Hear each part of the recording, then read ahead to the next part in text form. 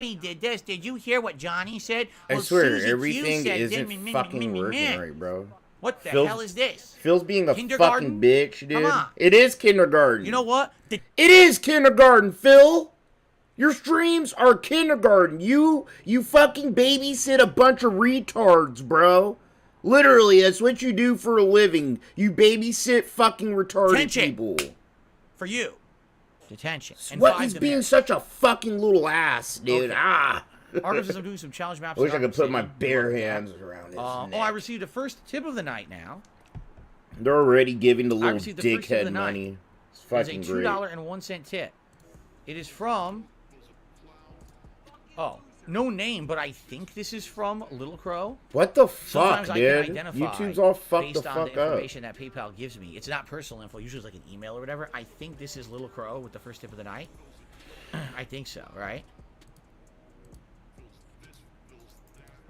So, if that is you, Little Crow, I think that's you. Put you on the leaderboard here. It's literally saying I'm streaming like 3 times right now. I don't understand. Hold on. Oh my god. I'm fucking over today. The bag holding my glasses is like... I'm like mentally fucking drained, bro. Fucking had enough. It's trolling me. Alright, Little Crow, thank you for the first tip of the night. Man, you shouldn't play any of these. Parasite says preloading will start on Wednesday, same day's reviews. I don't know if I want to fucking see these fucking games be played by this stupid dickhead. I'll probably buy it and preload it Thursday. During the day. Likely. I don't even want to see, like, the greatest gamer play this. The thing is, I game's think I have to fucking download gold the shit. 6 demo on Wednesday and pre-install it, so... Exactly right. There's no way I'm gonna have infighting, and I'm not gonna let the stream get derailed. Absolutely not. These streams are awesome. No one has the right to derail my streams at all. If they do, they get the slap. Yo, I got some operators in there tonight, dude. How's I it hope going, they Elden Ring? don't let me down. Today. Elden Ring. We did a lot of stuff today. Yo, what's up, Snort? My homie. It's good to see you like then always, we went dude. through the whole mine that has How's you and the family doing, dude? Hope you're doing well. Went to Mount Gelmer. We were doing all this stuff in Mount Gelmer today, going all around. We went to Volcano Manor and unlocked that. I'm not gonna lie, it's annoying as shit editing 2 videos like back to back today. Like, that was a little annoying. Took me all fucking day. Like, I literally didn't really do shit Quest line, but edit things. But we did that, and then we were going around Mount I'm Gelmer doing good though, dude. We fought fucking the kicking it, man. What is it called? The rotted Erd tree spirit? No. Consumed Erd tree spirit? No. Yo, big ups, Garrett. Oh yeah, that man. might be it. Got a French quiz tomorrow. Hope you do well on it, my friend. Copy of the Asylum Demon, but the other thing that you fight 5,000 times in Elden Ring. But we fought this one in front of the destroyed minor Erd tree. This is the one that drops a bunch of important items, like the wondrous physic flask, and one of them's really good for my build because it gives you unlimited FP for a short amount of time. So you just Yo, Snort, what's going on with your situation, bro? I haven't really kept up with you. I know what's going on with fucking Duty. But what's going on with your ass, bro?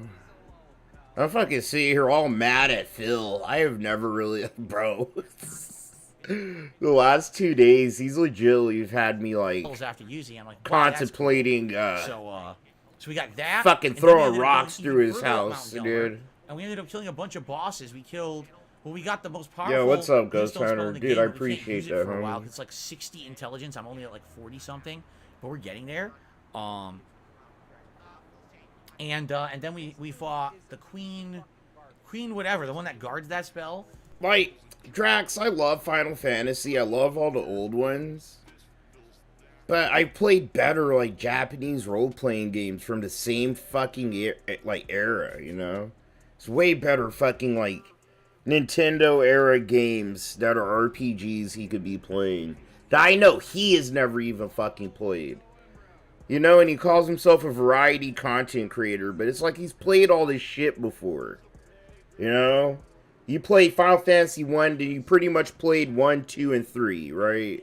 If you played Final Fantasy 5, you pretty much played 6 and 4. Like, they're all the fucking same in some way or another, dude. And all those enemies, then we went and we fought the hardest magma worm in the game.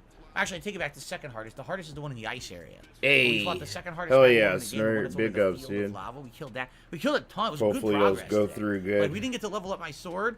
I found every single crafting stone except Yo, what I need to get. I still think that's crazy as hell that Snort Burnell, like, wasn't able to fucking remove the strikes. But part of me kind of is like, damn, Snort, if you were, like, kind of talking to the boyfriends, like, you know, Snort Burnell was, like, in touch with the boyfriends a little bit more. Probably would have been able to help them out that Get my sword situation up there. and keep it going.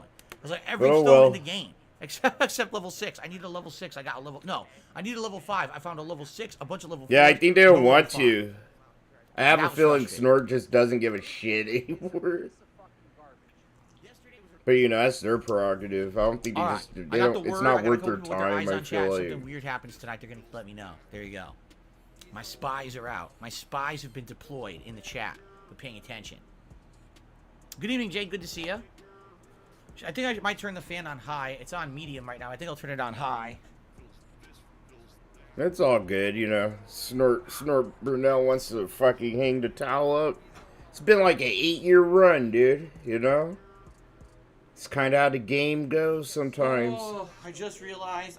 I just remembered. I'm enjoying the cooler weather, and I'm like, oh, I just remembered it's supposed to be like 80 later this week. Let me confirm. Snort if Brunel that's the case, really if they changed put a their good monetary foundation forecast. for the rest of us Let's to see like here. pop off. So Snort did a lot for us. We just need to keep Well, it's keep gonna the be fight on 78 for him. on Friday, 76 on Saturday. Then it goes back to the 60s. It's up to you, Snort Hogan. There's no way around it. I'm just gonna have to get the filters. There's only one Snort in the community that's valid now. And it is you, Snort Hogan. You have to carry the torch. It's up to you, Snort. You have to set the trends and the memes, bro. And install the air conditioner because So when it's nah, 78 fuck that. outside, that no exaggeration means it's gonna be about No, I'm the same as you, bro. 95 plus degrees in You know, I'm trying to kind of I be don't low feel key a little like sitting in a bit. sweat box this weekend, so I think I'm gonna. I have like to have being the in my AC little on. fucking pocket of the community shit. Arcade Cup, cool. Thank you for that. I don't think I got it though, because he sent me a personal email. I don't think I got it unless it hit my spam box. I don't see it. Yo, what's up, Let me look at Prodigal? junk You didn't and miss reload. shit, dude. I just started, man. Take a look. Maybe I can find it. Street Fighter 6 demo is Thursday. It comes out tomorrow on Xbox. No, excuse me. Wednesday on Xbox, but I'm not here. So I'll be here. Oh, playing it comes on out Thursday. Wednesday on Xbox and Mainstream. PC. What's That's up, the Yoshino? Good to have demo. you here tonight. He says, I'm here. That's only the demo, dude. So I'm probably not gonna play it because I don't really care about like single player at all. I really don't. I am gonna try to get my son into Street Fighter though. I'm looking for the perfect fucking game to start getting my son into games. I need a fucking duo. I need a duo partner, bro. And what's better than your own blood? I trained that motherfucker right, bro. I'm trying to tell you. I think my son would be pretty cracked, dude. He wants to stream his shit already. It's funny as hell. I'm like, yo, maybe when you're older, dog. Only video You're telling me games, because I you didn't know. see it. It did get marked as spam. All right, I'll read this later. Thank you, Arcade Cup, for telling me. Little Crow did another super chat. Says, any chance you'll cover 1, 2, 3, and 4 Final Fantasy? Chances are, Yeah, the that's answer is right, yes. Drax. Probably not soon, but the whole reason I bought the collection. Try to was so tell that you, I could smart cover these people games kind of know where in the they future belong. for downtime playthroughs. So, you know, I'll probably It's play through usually 5 dumb, and do some ambitious stuff, and then later in the people. year, They we'll try look to for do another, too like, much chill too stream style fast, playthrough, bro. or They do end up something getting different, or fucking we'll probably burnt, jump dude. into another one. I want to play 1, 2, 3, and 5 because these are the ones I've never done a playthrough for you guys on YouTube. Yo, what's up, These are all Darcy, the first-time film, my playthroughs. guy? It's so good Now, to I'm see okay you, with dude. doing 4 and 6 again. But Oh, I have bro, played you these know multiple me. times already on YouTube. I'm So fucking it kind of mentally keeps up the interest. unwell. I'm sure the soundtracks are outstanding though. With how good the soundtrack is in 5, I'm sure I the beat soundtracks this are game so like good. 11 times when I was a kid, you know? I don't really care for the old games anymore. 7. I was pissed when Phil's playing 7. I Salty legitimately Key, I got have like no idea what you're triggered. talking about. Did I ever play Silent Hill 1? Yes, I did. digitally on PS3 many years ago. I played the PS1 version emulated, which of course ran crappy on PS3. It means that it was slow-mo and delayed Joshua, controls. no, he's not begging yet. But you know it's gonna get there, bro. I haven't played it in many, many years, and I don't have access anymore because my PS3 The begging will work come, anymore, my so, friend. Yeah, it always does. To play it right now. Jason Anderson, just yeah, did a Bill. super chat and says adding. Bill, remember when Phil got to Shinra Tower, or the Shinra headquarters, and he forgot the fucking save, bro? That was probably the highlight for me. Let us chill together. Sounds good, Jason. Thank you for the super He chat. had to restart that whole section. Leaderboard here. There we go. Bro, Darksy, I think like my favorite one at 5. Indeed it is, because it was never released in the United States. It kind of irks me to play Final Fantasy 5. Yeah. Well, first of all, there was Final Fantasy 1, and that was actually Final Fantasy 1. Then there was no 2, 3, or 4, well, there was no 2 and 3. 4 released, but 4... He doesn't even know the history. That doesn't even sound right at all. Final Fantasy 1, 2...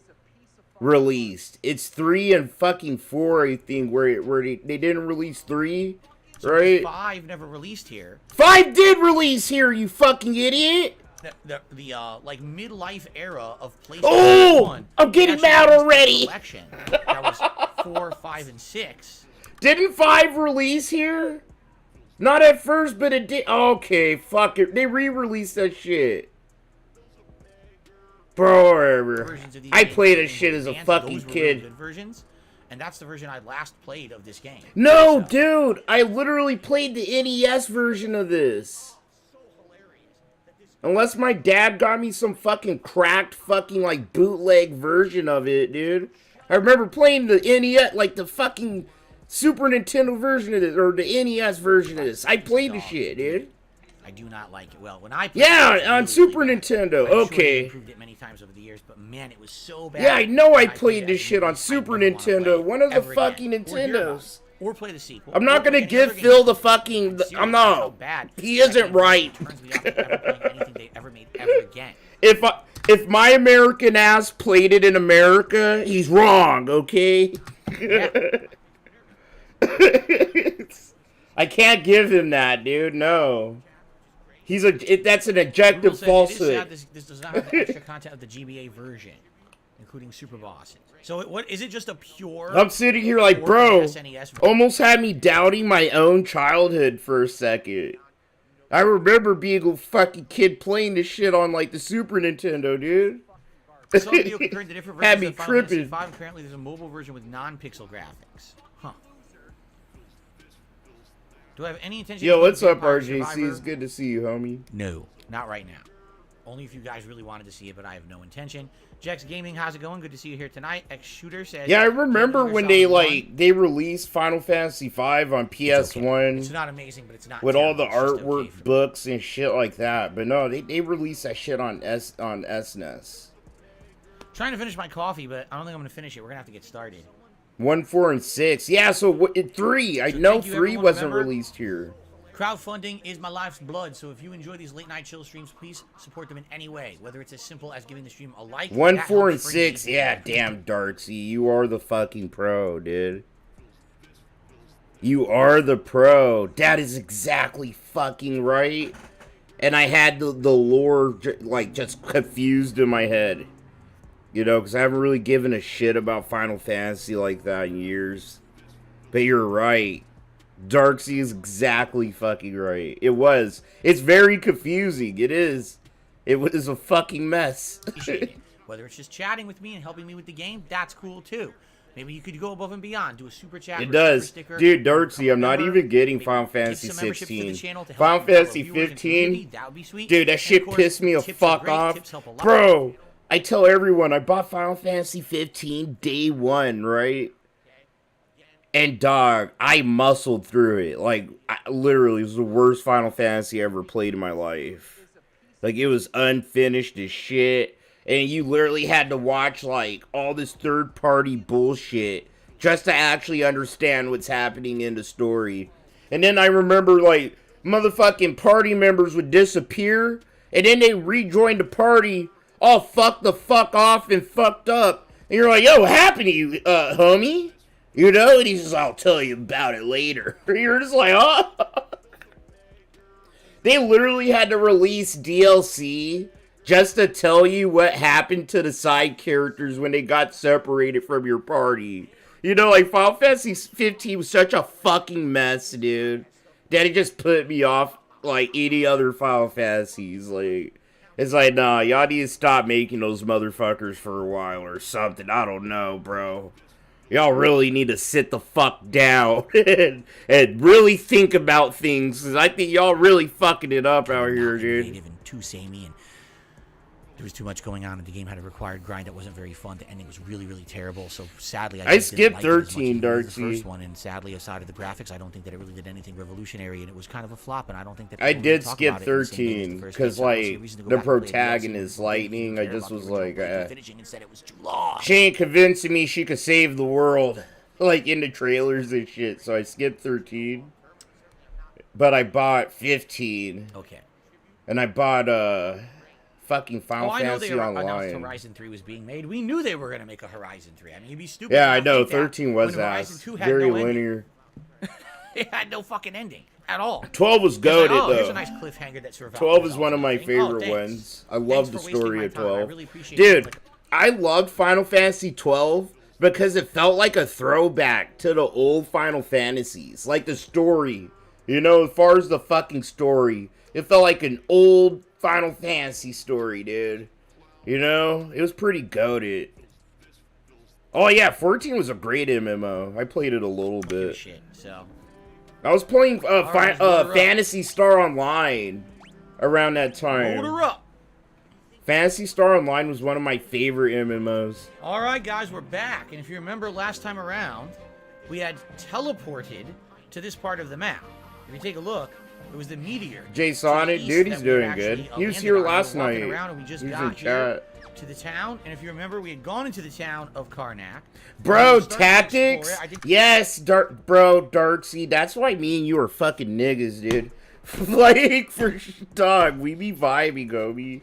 Dude, tactics is one of my favorites. I remember being a kid, dude, restlessly trying to play that game all day and night to unlock fucking Cloud. You know, because you remember you could unlock Cloud in fucking Tactics, dude. It was goated. So sick. We can't afford. Isn't Sephiroth in Tactics too? Two of them. But I have a revive spell now. Remember we bought the revive spell? So as long as my white mage is alive, we should be able to revive characters now. So that's a plus for sure. Greatest, I don't do. Like next week, for sure. I'm gonna fucking, like, set time aside, do all my stuff. Dude, this morning I woke up, and I found out that Quantum TV went to fucking jail for beating on his fucking wife. And, like, the Quantum TV videos I did, that kind of, like, kicked my channel off. So it was, like, something that, I had that little thing in the back of my head, the back of my mind, the back of my, you know, my brain. It was just saying, it's time to make a video. So literally, I just been editing fucking videos all day. And I'm fucking exhausted.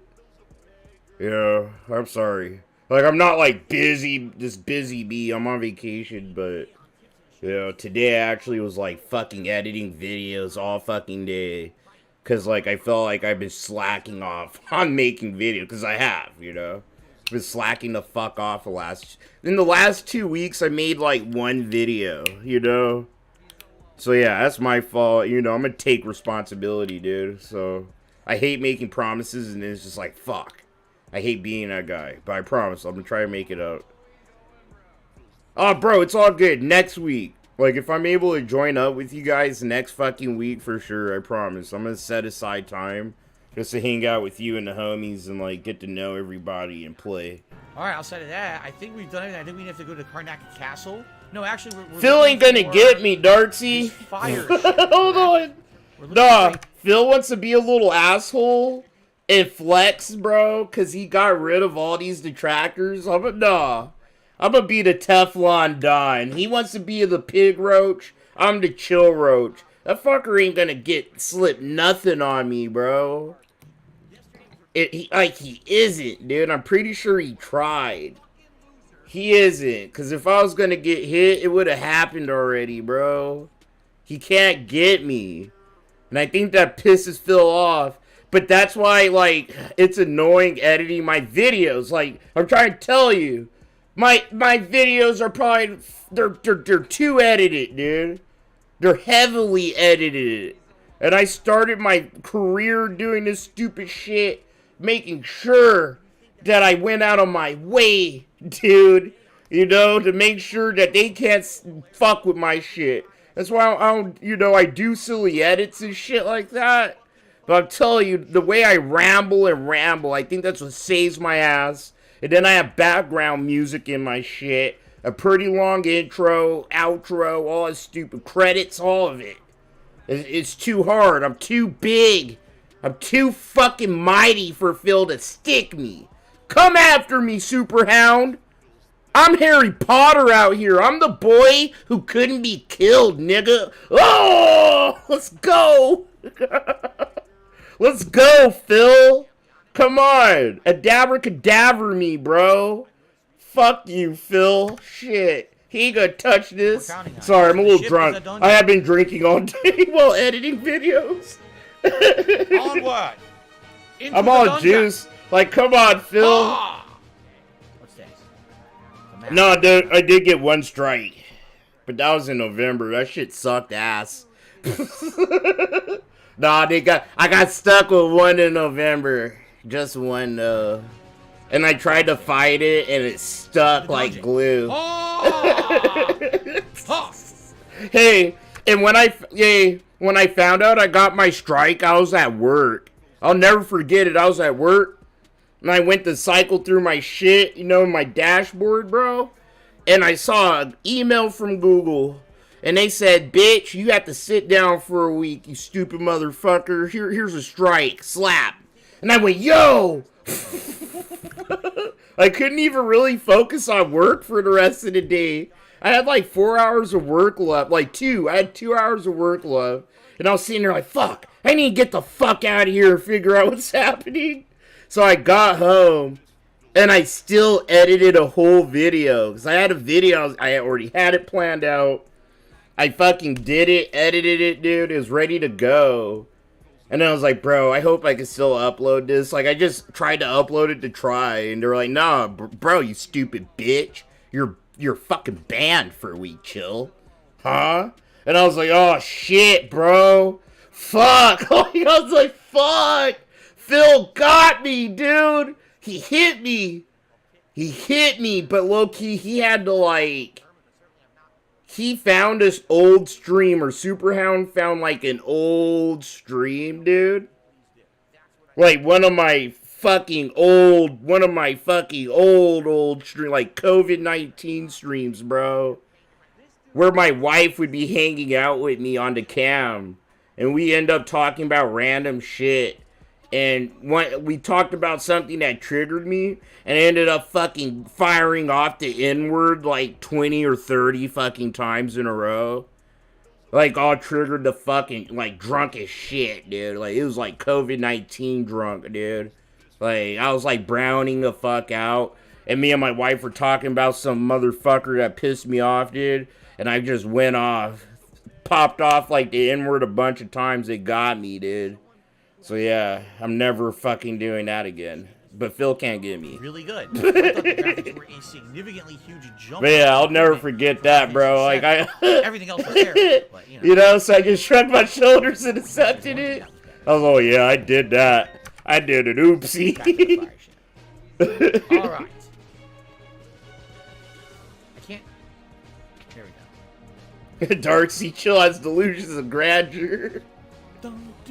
I'm just fucking around, but all right. So far so good though, you know. I haven't been hit. Shoot. There's 2 ways to go, huh? Like for some stupid shit yet. Yeah, I always say yet usually. It could always happen to me, you know. I'm ready for it. Like I'm emotionally ready to, if I have to. Really? I'm ready emotionally. If I had to restart a whole new channel, you know what I mean? I already kind of like pondered that shit in my head. And I took the deep breath already. Like, I'd be pissed and I'd just start a new channel. You know? It's like, people know my ass, so it wouldn't be like some kind of fucking hard struggle. Like, when I first started out, from scratch. It's just like, fuck yeah, I might have to put a mask over my avatar and call myself the ghost of fucking Chill Murray or some shit, you know? Of the tent. Use a voice changer so YouTube doesn't recognize my voice with the fucking robot. Suit's in the other room first. Defeater.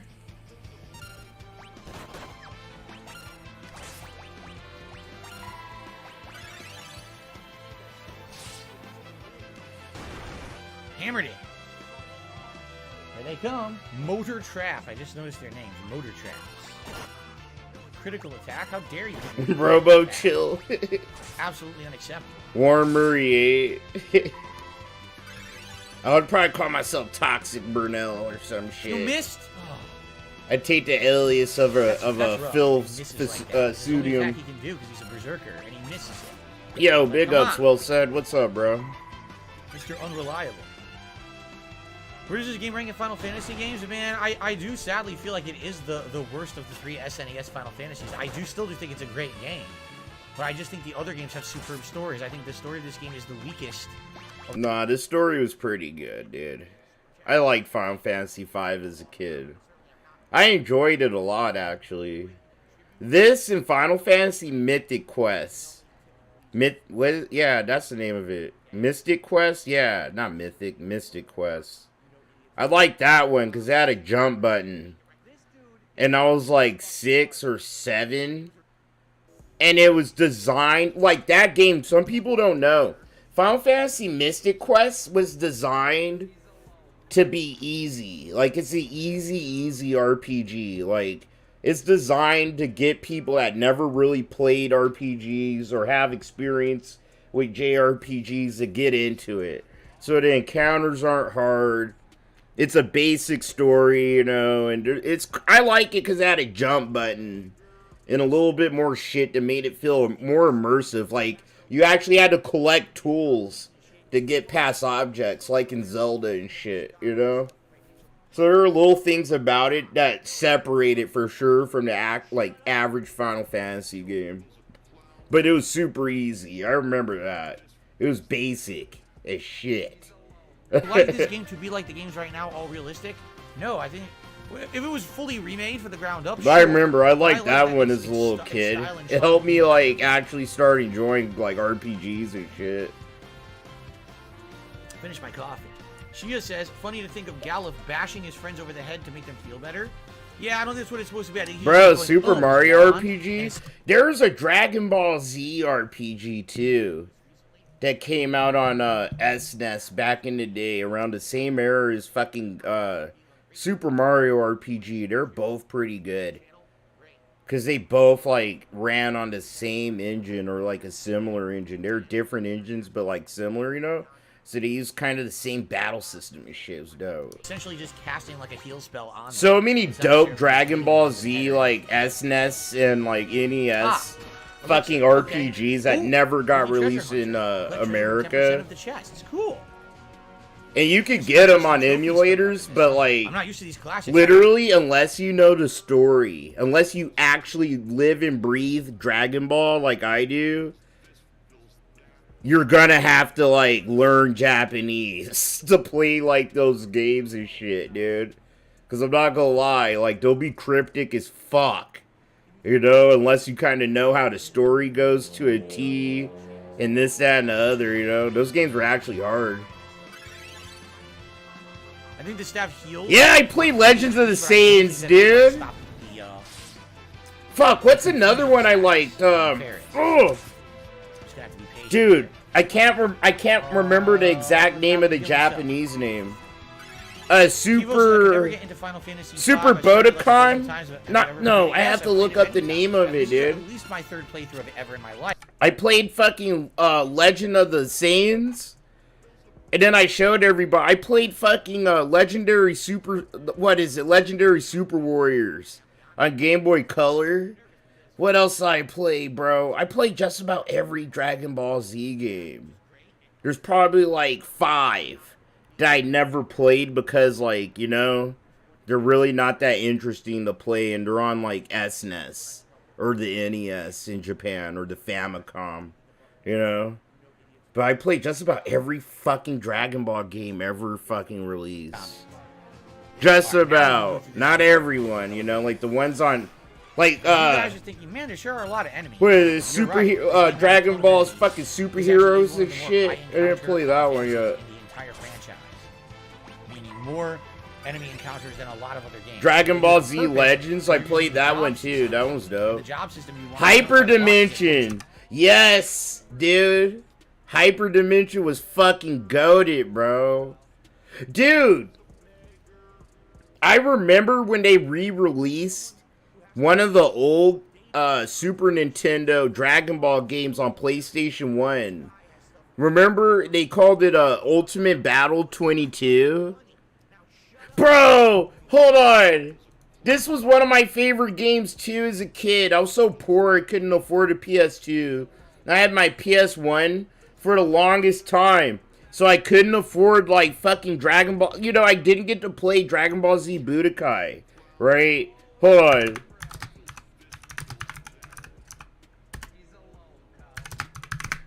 Nah, bro. This game, it sucked.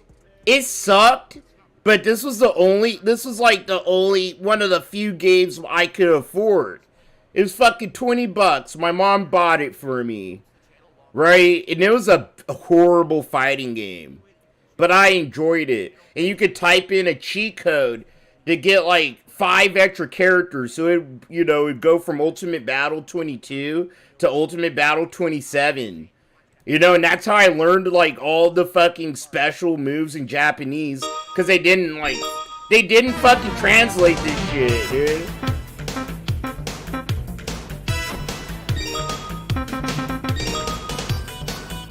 Oh, bro, Kakarot? Yeah, I played Kakarot day one, Darksy. I streamed it on Mixer, dude. I tell everyone, I was a big hit on Mixer, nah. But, you know, I was part of a little stream team on Mixer, dude. You know, and I play all the single-player games. Also, the only guy in our stream group that was, like, willing to try all these single-player games and shit. Yeah, I streamed Kakarot day one, dude. It was so good, but the RPG elements have ruined it for me. And then, like, what else? I don't know how to say it, bro. There were a lot of scenes in there. It ended up being another button-mashing basic bitch like Dragon Ball game. Like, with an improved engine from fucking Xenoverse 2. You know? Like, it was just an improved engine of Xenoverse 2 with the same fucking, like, fight mechanics and shit. You know? But yeah, no, I love that. I love Xenoverse 2. It's an actual, like, full-on Dragon Ball MMO. I played fucking Xenoverse 2 since the day it came out. On Xbox, bro, I'm fucking maxed out. Unlocked fucking Super Saiyan, God Super Saiyan, like, all the fucking unlocks I could. I have all the DLCs, but, you know, now I'm on PC. I'm not gonna buy all the DLCs again, but I did, like, unlock as much as I could before I got sick of playing it. I'm sick of playing it. I've been playing that fucking game for, like, 5-6 fucking years, you know? Shit.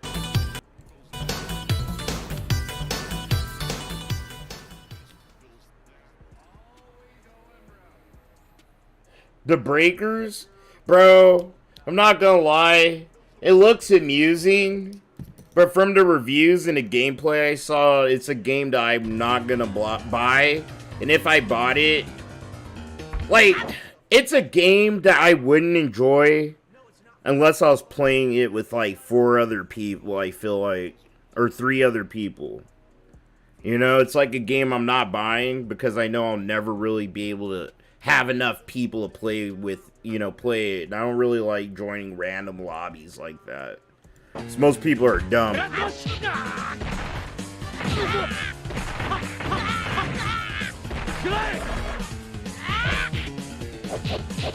Yeah, bro, this game was dope. Hey, this game was dope if you were broke and you couldn't afford a PS2. This game was good if you couldn't afford Dragon Ball Z Budokai 1. But yeah, this game sucked. Looking back, this game sucked ass, dude. It's so bad, dude. It's so bad.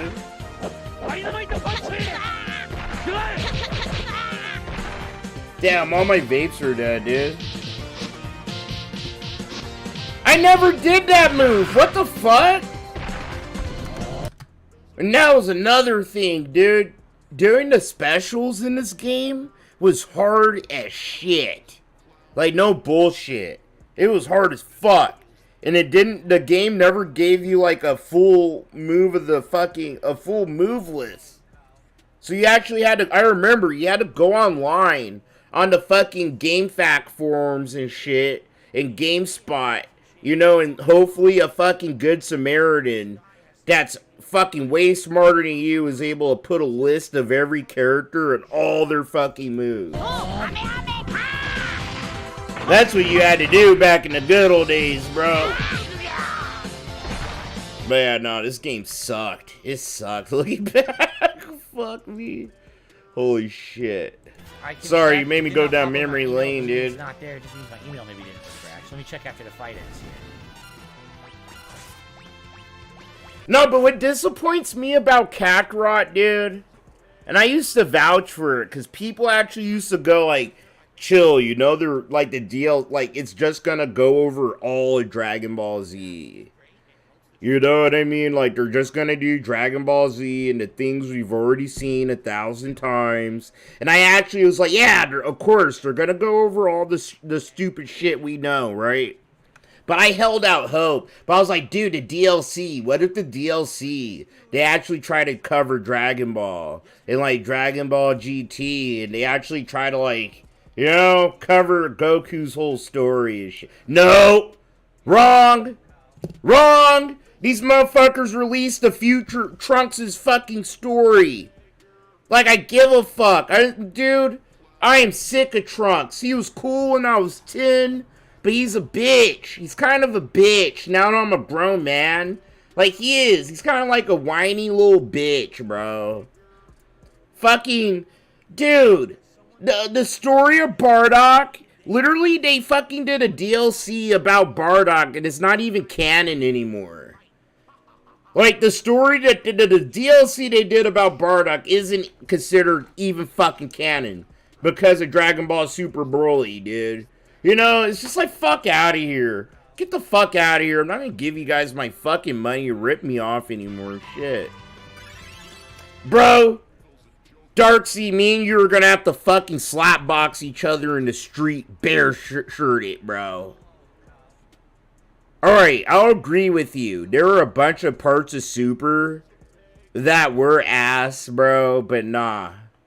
Bro, there were a lot of parts of Super that, like, made the little kid in me so happy. Bro, when the Tournament of Power, I don't care what no one says, the Tournament of Power kind of made up for all of Dragon Ball Super shortcomings. Dude, it's sentimental to me, too. My son was born. My son was, like, fucking, what, a month old? Right as the last episode was airing. And Goku and fucking Frieza teamed up to beat Jiren. Bro, this shit gives me goosebumps still. I got goosebumps thinking about it. Goku and Frieza just like, yo. Frieza sitting here like, yo, Goku, like, yo, homie, you're really gonna bring me back to life, right? Like...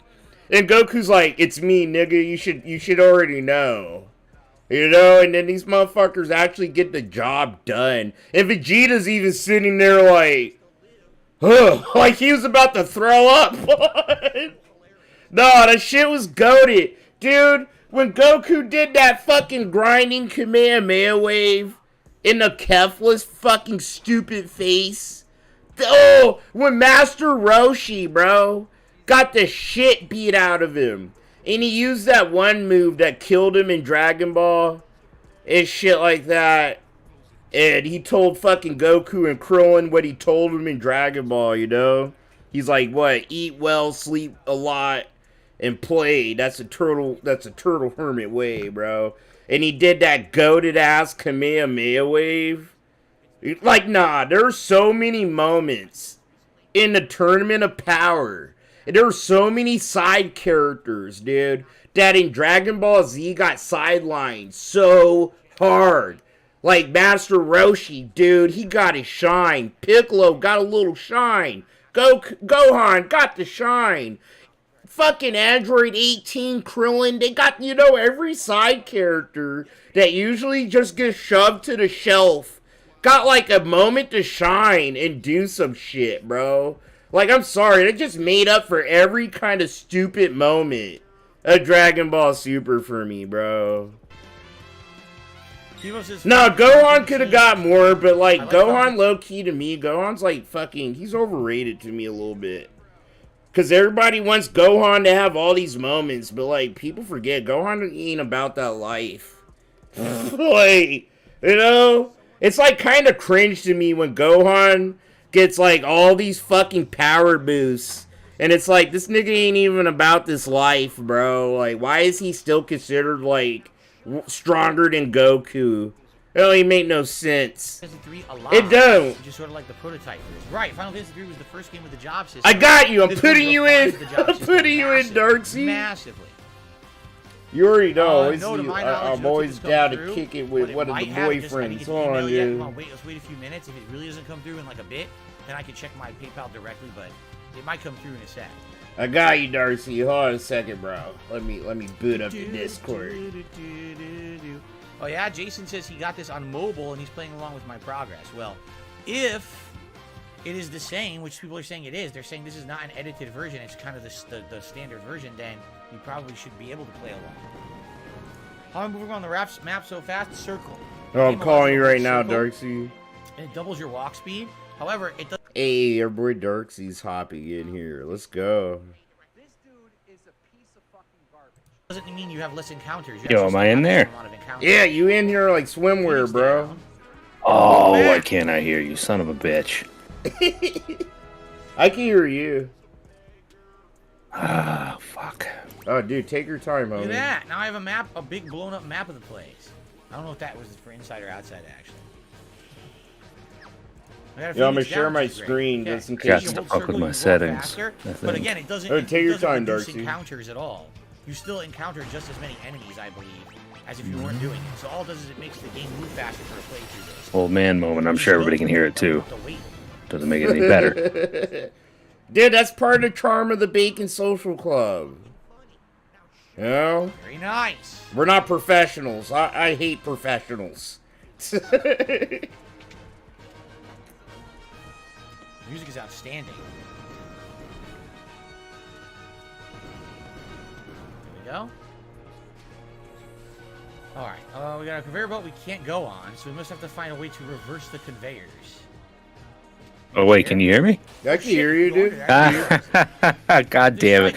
I'm on the computer in my basement that my kid uses, and she fucking muted the desktop audio. I'm sitting here, I'm trying to fuck with my settings. That was anticlimactic. I wasn't coming to fight with you about the fucking Tournament of Power because you have some fucked up opinions about Tournament of Power. Bro, the Tournament of Power is pretty dope, dude. The Tournament of Power was ass right up until the last minutes when they team up against Jiren. That's good shit, but it's unearned. I'm gonna give you this. There were a lot of like moments that made me go. I watch that shit every Sunday. You and me both. I remember going like, "Yo, what the fuck?" But that was kind of the charm. It felt like Dragon Ball Z, like Goku versus Frieza. Like I hated it in some parts, you know. Like, bro, why y'all doing this to me? Like, you know, why y'all wasting time on this, that, and the other? But, like, it just felt like the ending was worth it, you know, a little bit. I'll give you a little bit of that, because don't get me wrong, it did all the stuff that I wanted Dragon Ball to do for years, which was make the irrelevant characters relevant again, but it did it in really cheap, shitty ways. But still, to this day, what are we? It ended, I think, when did it end? 2015? About 2018? Yeah, 2018? And so I do still go back and watch that final blitz when Goku and Frieza square off against Jiren. I watch that shit on the regular. I just watched it a great today. moment. That is a great moment. Dude, I literally just watched it today, Dartsy. Pixel remaster of a movie. Bro. Speak of fucking goated moments in anime. Yo. So what's happening, brother? You did all this fucking Dragon Ball talking. You were tickling me in just the right way. I had to come say hi. Oh, bro, dude, it's good you finally fucking dragged your ass over here. Believe me, I'm waiting. I'm sitting here in the basement thinking any second somebody's gonna come down and ask me for something because I'm having fun. No, dude, that's how I meet you. Somebody's gonna come down here and need something. Yo. But dude, last week I was trying to hang out with you and fucking Decepticon, and that kept happening to me with my son. I was getting frustrated a little bit. Well, you know, I actually remember you threw us out that invite. Was it for last Monday? And then I ended up sitting at my computer working on Monday night, and I turned on your stream, and I thought to myself, I think I was supposed to show up for this, but there's too much shit going on. Well, you know me. You could tell I never really stress. Like, we're all kind of homies, so. So I'm gonna go out on a limb. I'm gonna pull it back for a second because I gotta ask. I'm gonna go out on a limb and say Piccolo is your favorite Dragon Ball character. He is my third favorite Dragon Ball. Third. Whoa. No, second or third, bro. It's like Goku. So Ludwig just made you your third favorite? That's how that worked out? No, like Ludwig just like... Oh, no, I told, I asked Ludwig. I was like, hey, look, because Ludwig had... What he asked me. Kind of like what you asked me, like, hey, what do you, like, have in mind for this, that, and the other? You know me. I was just like, yo, do whatever you want. But I like Dragon Ball, so, you know. Then he came up with the Goku outfit in this one. Oh, yeah, I forgot you have the Goku outfit. I'm just giving you shit because you're wearing Piccolo, but I forgot you have that, too. Well, you know, Piccolo got that Black Air Force energy, bro. Piccolo is my guy.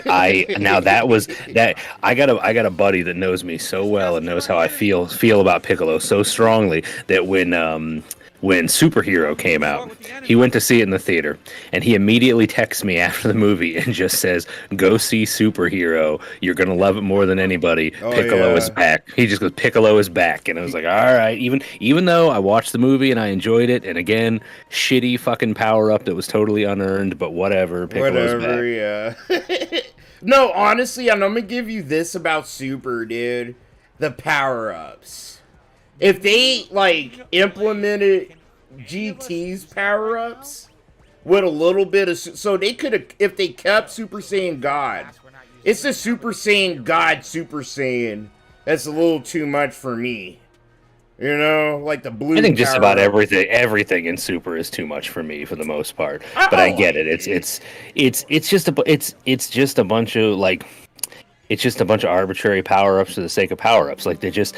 The story, when you really look back, the story from Dragon Ball, at the very least up through the Cell Saga, is so tight. It all makes so much sense, and it flows so well.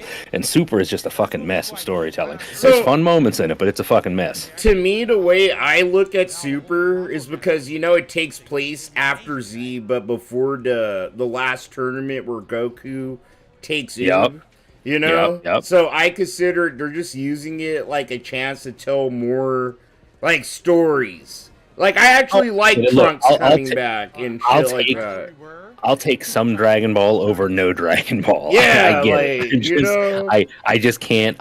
As a storyteller myself, I can't look past all that shit. And Super Saiyan 2 Trunks pulling a fucking spirit sword out of his ass with zero training. Get fucked with that. Get fucked with that shit. Yeah, no. The MacGuffin. I know, dude. I know. I'm not even going to disagree. I think when I was watching Dragon Ball Super... You know, my son, like, I was watching it before I found out I was gonna have my son. And then it was like I was gonna have my son. Literally. So, like, pretty much the whole length of Dragon Ball Super.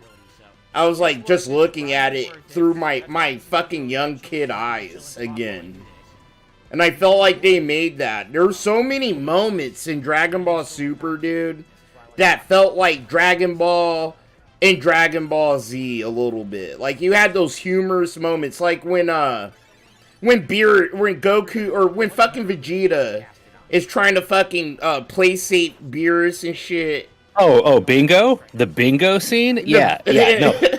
I'm with you 100%. And I'd say every time I have this fucking Super debate with the few people I know who really love Super, I always make that point, is that one thing it did right, one thing where Super really gets me, is it has the original Dragon Ball comedy. And to be fair, I actually, like, I prefer Dragon Ball to Z. I liked the stuff when Goku was a kid better. I liked the comedy more. And so when they brought that back in Super, yes, I love that stuff. I think the fucking bingo scene is goated, and anybody who talks shit about the bingo scene can fuck off, because that's great. That's bingo great. Scene, dude. I have a pop. I actually bought a pop of it because I liked it. They made a pop of Vegeta and is doing the bingo dance. No, not the bingo dance, but when he was cooking eggs. And he was trying to cook all those eggs, and he fucking spilt them on his head. I have a pop of that, and he has a pink apron on and shit over his battle suit. Holy shit! Hang on one second. Wow! Darkside Phil supports apartheid South Africa. That is a name. That's a holy shit. That's a name. I'm pretty sure he probably does, dude. Wow. Like, you can't put it past Phil. I'm pretty sure if he was in South Africa, he'd be cozy with our apartheid. Jesus Christ. Phil would be cozy with it, though. You know that, Darksy. I'm gonna point out right now. I'm gonna pull it back to our boy on screen here because he's driving me nuts. You would think this would be the perfect time for this asshole to use a guide or get some help from his chat, and all of a sudden now he doesn't want to do it. Yep. Going through a maze dungeon like this. Because he doesn't want to look stupid. Phil does this with a lot of puzzles, if you didn't notice that. You know, he tries to, like, brute force with it with his own intelligence. And then he starts getting a little flustered, and then he'll, like, start asking for tips, or he might look at a guide. He's drinking, too, so, he probably doesn't give a fuck either. Well, that makes two of us. Yo, I'm drinking too. Let's go. Big agreement with Drums of Liberation. Yes, I thought the fights in Dragon Ball just they followed a much better psychology.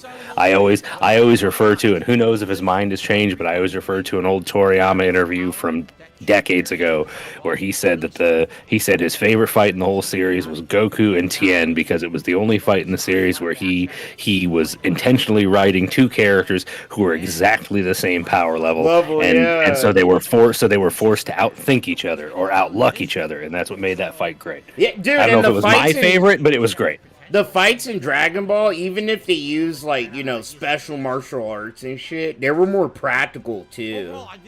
Goku versus Piccolo Jr. at the World Martial Arts Tournament is the fucking last one, great. Ooh, that one's great. Goated. When he fucking blows a hole in Goku's chest and then starts grinding his elbow into it just to torture him. Oh my god! Like, the Dragon Ball villains don't often get that sadistic. They do a lot of blowing up, but they don't do a lot of torture. But that's why Frieza was so goated, dude, and that makes me circle back to Super, and why even bro, a lot of people were like, what the fuck are they doing with Frieza? I was sitting here like, bro, what did they say? Like, people would tell me that I argue with, they'd be like, they're gonna make Frieza a good guy like Goku, and I'm like, no, they're not. That's what I thought they were gonna do, and I was the same way. I won't say I was like outright saying it was a bad idea, but I do definitely remember saying to my friend, if they make Frieza a good guy, I would have been mad. I am out. And they didn't. And I will say that was a great thing because he's having him around. There's still value in having him around. I mean, God, my favorite moment. I'm not the biggest fan of the Broly movie because retconning Bardock and all the shit that it did wrong. It's a fun watch. I'm a huge fan of Bardock. Wait. Why?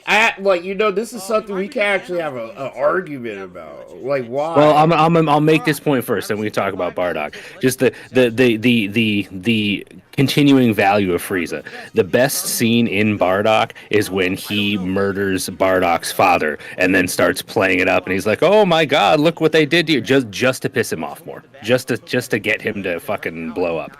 But why did I not like the Broly movie, or why did I think that retconning Bardock was a bad idea? First, your point about Bardock.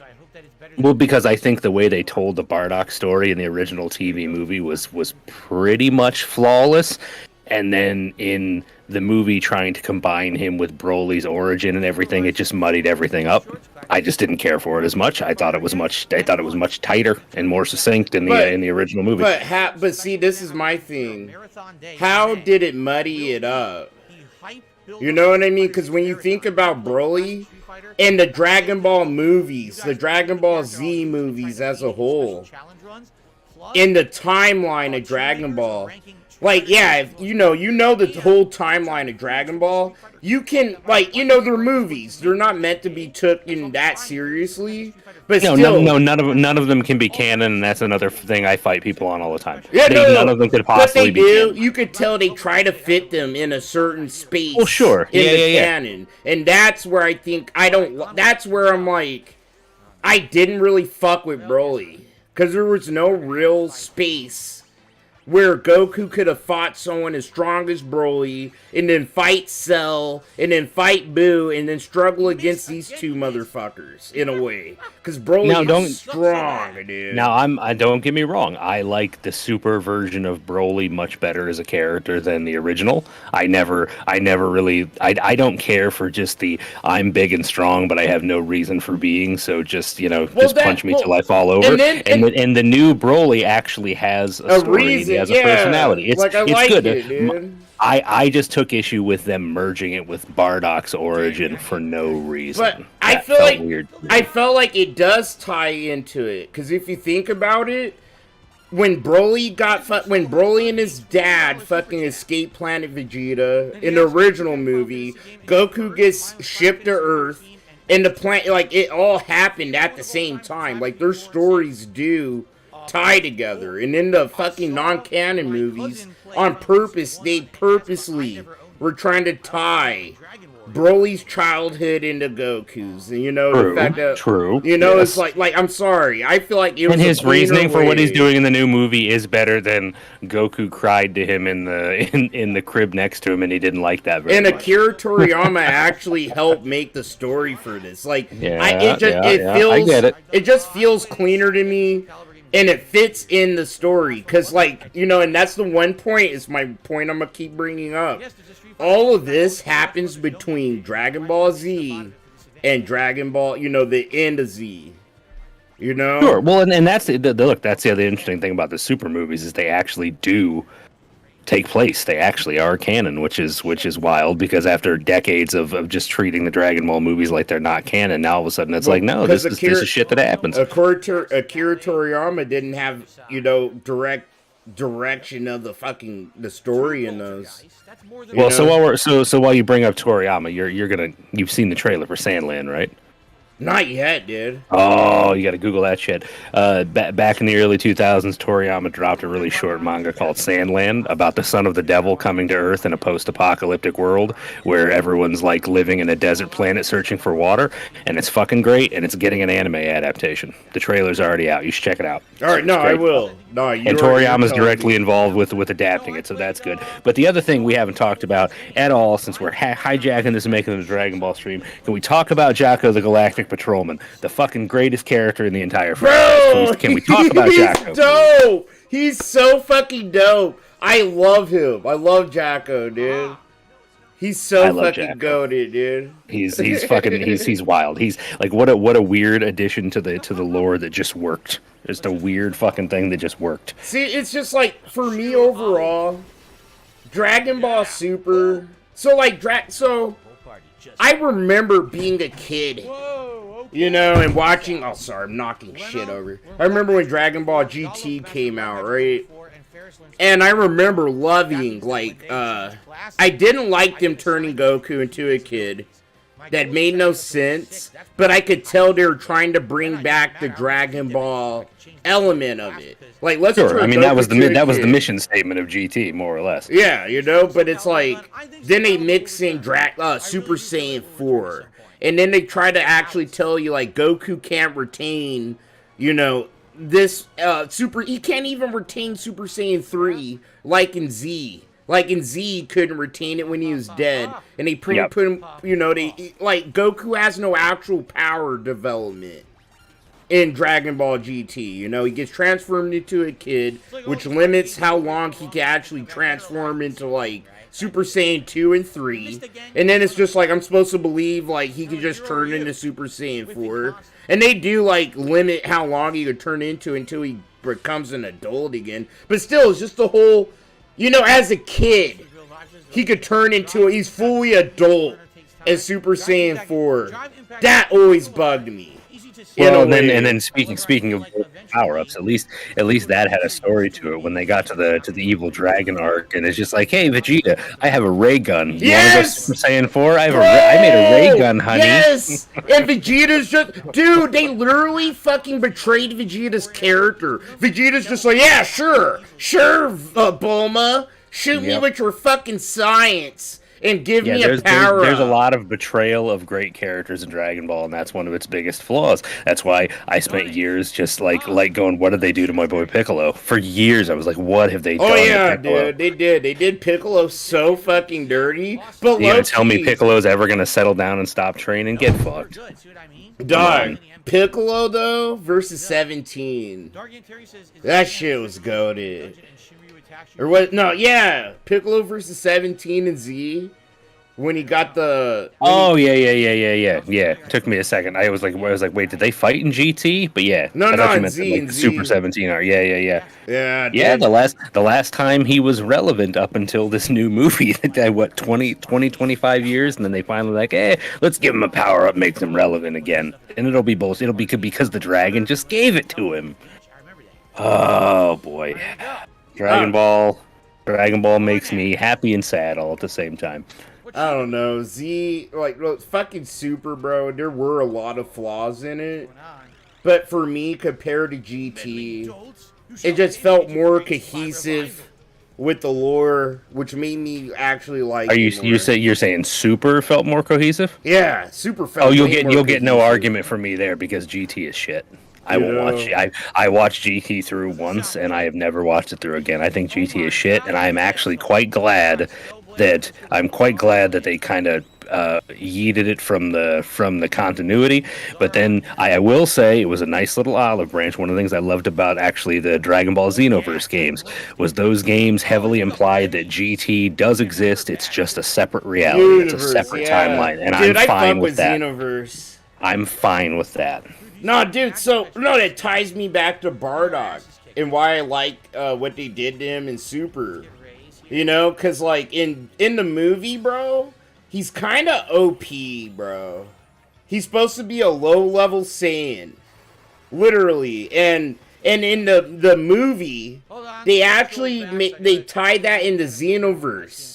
So he's part of the Xenoverse universe. Like, he could turn Super Saiyan and shit. Oh, yeah. I remember seeing that. I didn't care for that either. I know there's there was a whole, like, special, like, TV movie that told that. I don't know. Bardock's story to me, was better when it just ended with Frieza killing him and blowing up Planet Vegeta and having a vision of his son eventually avenging him. Done. Clean. I'm done. I don't need any more than that. That's a perfect character story. I love that movie version of Bardock, but I like the movie version because it just makes sense. Bardock is a low-level Saiyan.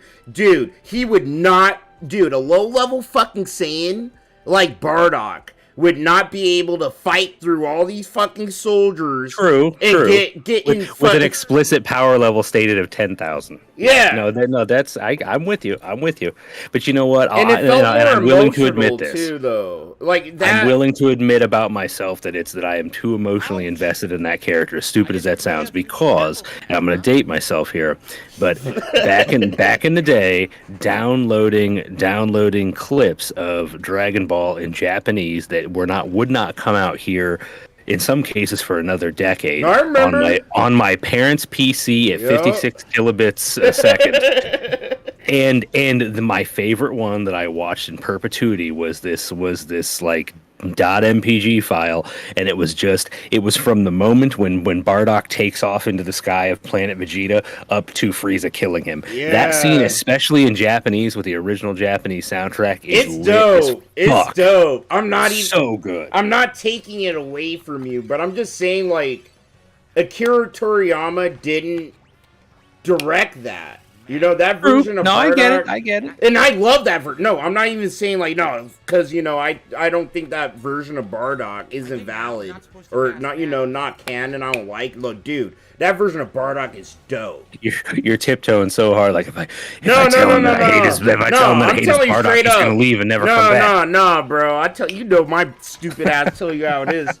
Fucking, I like the super version better because Akira Toriyama made a cohesive story, and he was actually able to tie Vegeta's origins with Broly's and Goku, and he kind of made it make more sense for why Broly would fight. And that's why it made sense why in the end Goku and, you know, Vegeta decided not to kill Broly. Like they could Dark tell. Lord Freeze in the chat. Uh-oh. You just get here? You just get here? And you just come at the weirdest, most coincidental time ever? We got the Dark Lord, bro. Emperor of the fucking universe, dog. So I just want to point out here, since I've completely hijacked this shit. Dude, it's all good, homie. This is way more fun than talking about Phil playing Final Fantasy V. But two, we got $7 in tips. $7 in tips with only an hour left. What's he gonna do?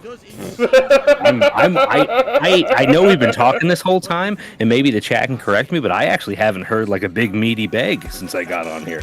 I'm kind of surprised. He's on a money buff. I've been saying this shit for days. King Sly ran through too. I didn't even see that either. Oh shit, King Sly. Yo, what's up, Poby?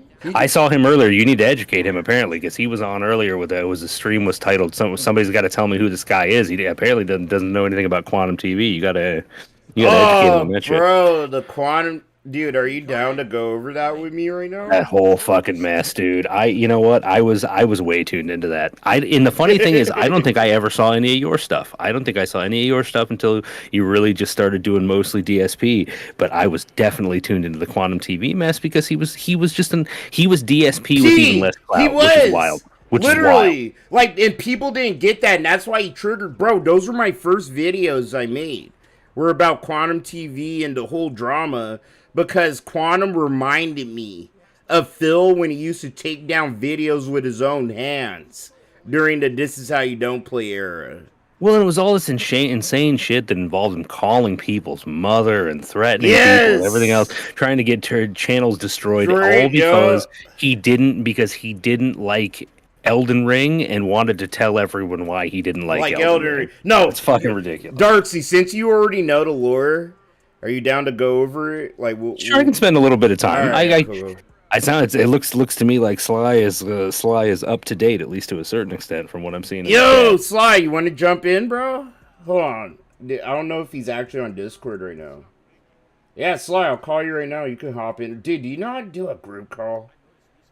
You should just be able to call him right into this, shouldn't you? I should, but like Discord's fucking. I was surprised why we weren't in one of your voice channels to begin with. I just called you. I noticed that. I'm like, what the fuck's he doing? I didn't know King Sly would slide through. If King Sly wants to like hop in, we'll just like jump in a voice chat in the fucking condo. Yeah, whatever. You know, whatever. One of my fucking servers. If nothing else, it'll make it easier when I got to tag out of here, because this is gonna be weird. But I'm gonna say it because it's true. I actually have to go play nursemaid for a hamster. What? Before too much longer. Yeah, my kid's pet. No bullshit. My kid's pet fucked its eye up to a point where it was gushing blood, and so I'm having to give her hamster eye drops 3 times a day to help heal up its eyeball because it fucked up. I just went to feed it one day and it fucked up its eyeball. Had to take it to see the vet. It was a fucking mess. What, do you have more than one hamster, or did it just like... No, just did it so what technically happened was it got this, it looked like it had a black eye, so it's like, what the fuck's wrong with this hamster? So I took it to the vet, and she took a look at it, and she said, oh, she's got a ulcer on her eye. It looks like she's scratching on something, and it's getting worse. So she takes it back, and she actually gives it its first dose of medication.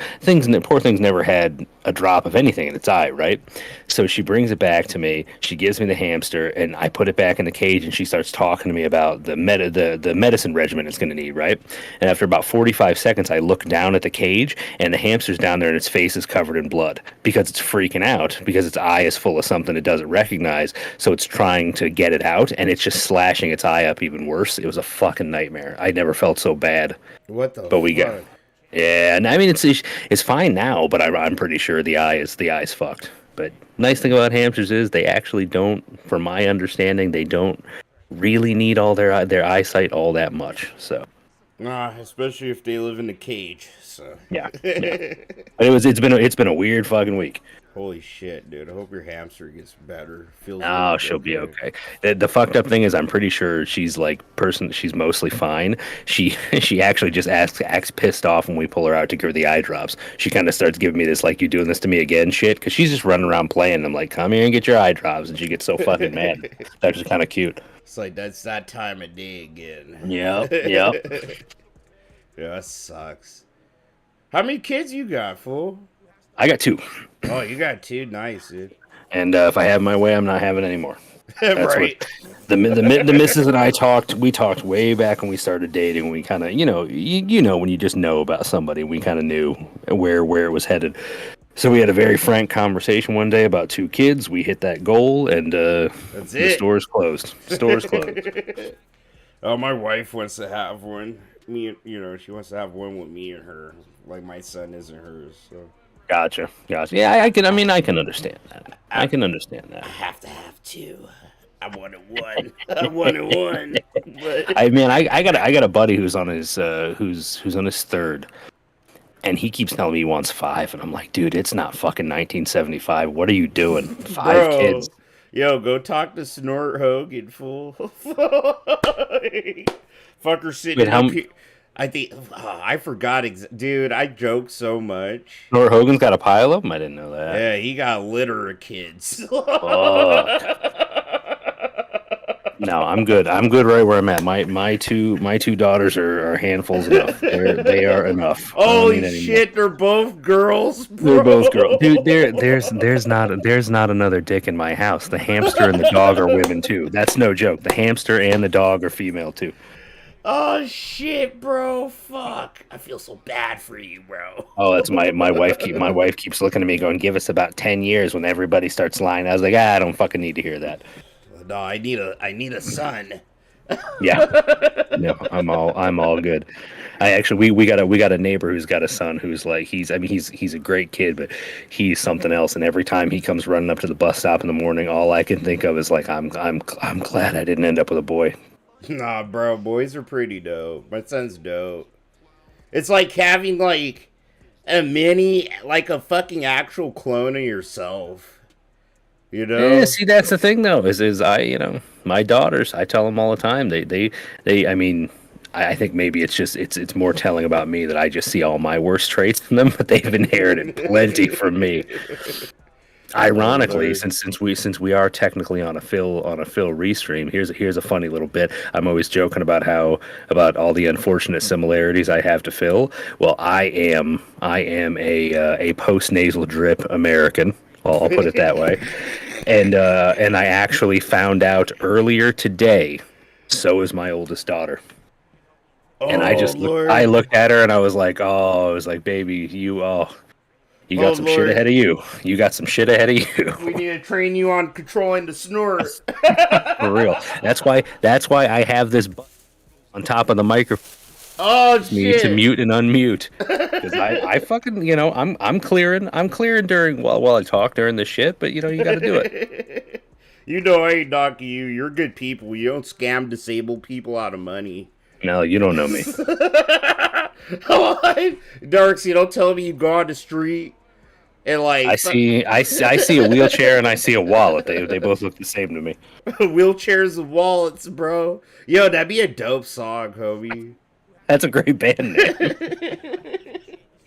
Yo, I got to get that to ALT for one of his. I was on his stream earlier at the WPIG stream, helping him write. That is fun shit. I recommend sitting in on that. I hadn't done that yet, and it's surprisingly fun to just sit there and help him workshop lyrics. Bro, I'm down to check that. It's fucking weird. I was like, what are we doing here? But it was so much fun. Dude, I'd definitely be jiggy with that. Dude, what's going on with our show, Darksy? I did one drawing I should say I finalized one drawing of Phil that I really liked, and I haven't been able to get back to it yet. I've said too much other shit going on, but I know, I'm dude. totally all in. My goal, I'm going to level with you, is over time I want to build up what's known as a brand Bible in the industry I work in. So it's or any children's entertainment. You build up your brand Bible, which is something that if a show gets picked up and becomes a show, it gets passed around to all your business affiliates so that everyone can stay on model. Everyone can make sure that they know everything they need to know if they're going to work on that brand. I've built brand Bibles for other shit before, and I've just sure as hell have a collection of them for some of the biggest fucking children's entertainment of the last 15 years. So I know how to make one, and I want to piece by piece create these character models, create little background. I am. It's You're probably in. going to take me years. It's Darksy. probably going to take me years, but I want to do it. But I you're want to in. do Darksy. a Dark Side Chronicles animation project, and step one is building a brand Bible, because that's what you need to pitch to a money man. You don't need an animation sample. You just need a proof of concept. Bro, are we really trying to, dude, I said this earlier. I said this shit yesterday. Oh, bro, this is so fucked up, but I don't care because Phil's such a piece of shit. I literally said that DSP doesn't even own his own brand at this point. We own it. You know what? I checked earlier tonight because on the package for the action figure, I wanted to put Brunel Productions, and I wanted to see. I was trying to check to see whether or not he's actually trademarked it. I don't even think he's fucking trademarked Brunel Productions. He didn't, dude. It's Crazy. Phil. I'm pretty sure Crazy. he didn't. Let's do it, Darksy. Let's take over this guy's identity. If I'm gonna tell you right now, if I had my druthers, if I could just snap my fingers and make something happen, I would snap my fingers and I would convince Keem to front the money to create an animated pilot for what I working title the Dark Side Chronicles, because I've just always liked that name. An animated Dark Side Phil adult cartoon with all the characters from the Vortex, fucking everybody. Tevin would be the kooky neighbor. He'd be like the quagmire that just shows up Kramer to fuck or shit up. some shit, bro. Yep. Dude, but this is what I remember. What I was like, bro. All right. So And I agree, Pitlord. He does still have the rights to his likeness, but yes. just like transformative content on YouTube, you change stuff enough, and there are plenty of ways around it. The important thing is that what you create, he has to not be able to legally prove that people look at your product and are convinced that it's his product or that it is him. There's ways around it. I'm not worried about that. Like, literally, the way you draw your iteration of Darkside Phil is transformative in itself. I'm not too worried about that. No, I'm not either. We'll be able to get away with this. That's why. Also, let's be clear. You're also talking to somebody who's literally spent his entire adult life trying to pitch shit like this, and none of it's ever gone anywhere. So I have no delusions. It ain't gonna go anywhere. It's just fun for me. This is feeding my soul more than anything else. But here's the thing. It's YouTube.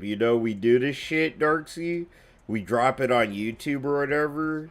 Maybe. Buddy, if I had, I'm not bullshitting you. If I had the money, I'd already get it going, because I actually have. So I want to make sure I'm not saying too much here, but I work with someone whose spouse worked at. Do you know the animation studio Titmouse? They're probably most famous for animating Metalocalypse.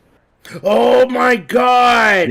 This person's spouse worked for Titmouse, but was just recently let go.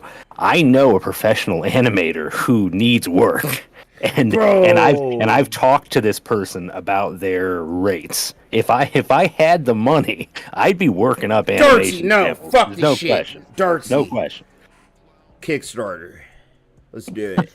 I'm not, dude. Darksy, I believe in this.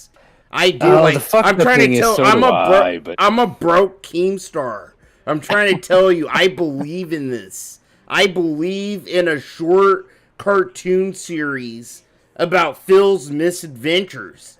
But here's the thing: we have to. My thing is, if I was to have to say, it have to be at we have to keep it at 10 to 15 minutes. Oh sure, no, yeah, this is not an epic. This is like a '90s Cartoon Network, what a cartoon type of thing, like a Pixar short. Yeah, like an 11-minute. Maybe you get two 11-minute stories in one half-hour chunk, right? Yeah, and it's like, bro, you already have like the people that are willing to do voice acting, and it's like, I know I'm not an artist like you, but no, I am a pretty cracked like ideal guy. Like I'm an Yeah, ideal guy. I'm gonna level with you. Aside from the fact that you are integral to coming up with the idea, because we kick this back and forth, and that's how we got here in the first It place. is, But you would damn sure be in the booth recording a character or recording a voice for some character on the show. Your fucking voice is your voice is made to be a cartoon, and I hope you take that as I do. Dude, kindly as I know. intended. No, like, bro, I have like one of those like unique voices. I've heard that. Yeah, you already need to be a cartoon. Fuck, you are a cartoon character. I am. I mean, you are. You Dude, are. I'm telling you, make me like some kind of stoner guest character or some shit. I could voice other characters too. You can be like the guys you always see that are just extra like the voices black in video neighbor. games. I could be the black. Look, dude. I already came up with another idea.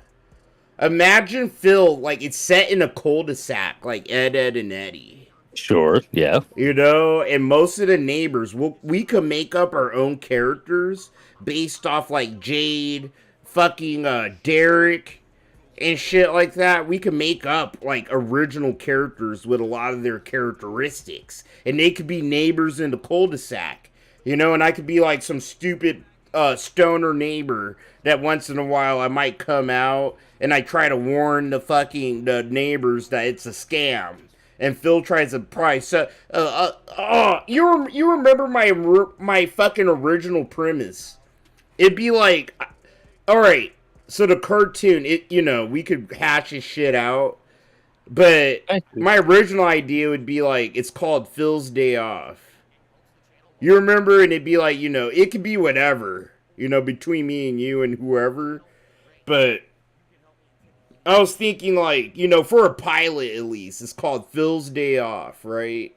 And it starts with Phil on the Love One podcast. And he clicks the buzzer, and he's like, so this is what happened, and it goes, diddle diddle diddle in a dream sequence. And it fucking is like all this wacky shit that actually happened to him, and it's like outrageous shit, right? Oh, you're starting off with the clip show. As he's stuck in stuck in his office, he can't get out, so he just goes through his misadventures on episode 1. Well, you know what I mean? It's like, imagine like... Oh, I know, I'm fucking with it. Well, it's like, you know what I'm saying? It's like, but every episode, this is my original idea, but every episode would be a new, like, adventure. But it'd be every week, so you know what I mean? It'd be one week But it's gotta be Phil-esque adventures. Like you gotta have an episode called It Time Go. And it's just a comedy of errors because he and Kat are just trying to get out the front door to go run their errands, but they never quite get out of there. And it's never a good reason. It's always like a Phil reason why they can't get out the door. Like any normal human being would just go out and do what they have to do, but he'd always find some like Phil-centric reason that he can't actually go out. But it's like when he talks about anything the common man goes through. Hey, what's up, Coyote Briggs? Sorry, I've got him going. He's sorry, he's not going to pay attention to the chat. Sorry. Yeah, you guys know me, dude. Sorry, dude. I got locked into the verbal combat. You are now in our brainstorm session. In fact, let me see how many people have I killed by talking Dragon Ball and brainstorming session. How many? Oh, you've picked up more people. Love it. All right. Yeah, we're chilling, bro. I don't really give a shit. It's better than watching him play one of the greatest JRPGs of all time. That's literally don't at me. This is why it's called the fucking Bacon Social Club. It's called the Bacon Social Club. Well, I see you couldn't get the king. The king never made it in. What happened to him? Wait, cooking with the king? No, King Sly. Oh, he didn't hit me back up. He didn't say he wanted to jump in, or no, he rolled in and said his hello. I know what sometimes you gotta walk in. Yeah, you gotta wave the hand like you're the fucking Queen of England. You gotta be out. Yeah, you're out. I do it. I get it. I do that shit all the time. I hop into Raven streams. I'll toss him $5. See, I hang in Raven streams for so long because he's always on when I'm in the gym, and it's always interesting because he'll get me all amped up, and I want to talk to him. So I'm like sitting there sending him messages in between sets and shit, and I'm like, man, I'm just killing so much time talking to Raven. I just need to shut the fuck up and lift some weight. Dude, me too. No bullshit. when he starts streaming is when I usually start waking up, like 4 a.m. my time. Yep. You know, so I'm like sitting there, and he's going off, and I'm sitting like, "Fuck, Raven." Like, I need to get in there. Dog. Ooh, that's really good. Seriously, Tony. After the intro song ends, the camera pans to Phil. Oh, the camera's on. Like that's how you finish the intro on every episode. That's good. That I is, like that. dude. That's real good. No, I'm gonna write that down. Actually, we're fucking brainstorming, bro. Well, here's the thing. I'm pretty sure I could have sworn. So I've done nothing with it yet, but I started a Google Doc as a repository for ideas and sketches. Once I actually have time to work on them, I thought I sent it to your email, but I could be wrong. But I wanted to give you access to it so you could throw shit in there if you wanted to. I'm serious. Like I wanna. I think. I'll put it this way. I think at the bare minimum, there is something juicy enough here to keep my creativity flowing for the foreseeable future. And as I approach 40, that's all I really want. That's all I really want out of my life. Bro, I just turned 30, so I'm starting to feel the same way. Get fucked. I'm starting to feel the same way. You forget. No, you know what? You forget. You feel that way. You feel that way at the start of every new decade. Everybody goes through it. Nah, I'm younger to you, bro. But I'd be telling people, dude. Last 10 years of my life was like couch surfing and homelessness. Then I got my kid working shitty job. Like, bro, no, I feel like I'm 60. You know what though? I'll level with you. And again, okay, I'm gonna sound like fucking Phil again. And I'll put it actually. I'd say for up until about a year ago, I would say I was totally I was totally happy with everything because I really was. I was doing way better in my 30s than I was in my 20s. Like I've my life really has just been on an uptick. The last year's been pretty shitty, but you know what? Everybody gets tested sooner or later. I'll just say that. Like my family is going through a test. We're gonna get through it. Everybody gets challenged at some point. We're gonna get through it.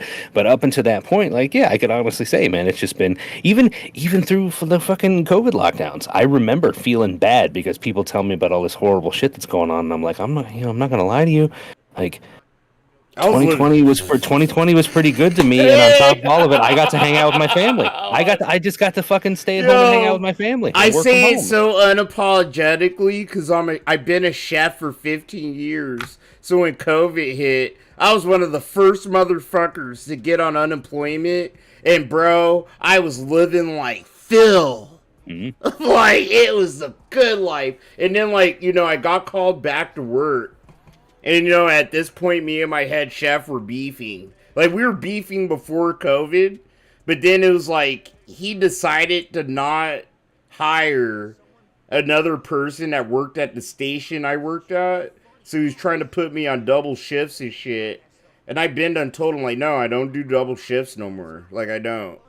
You know, that's something that was cool when I was a cook in his early 20s and doing drugs. It didn't give a fuck about my life and shit like that.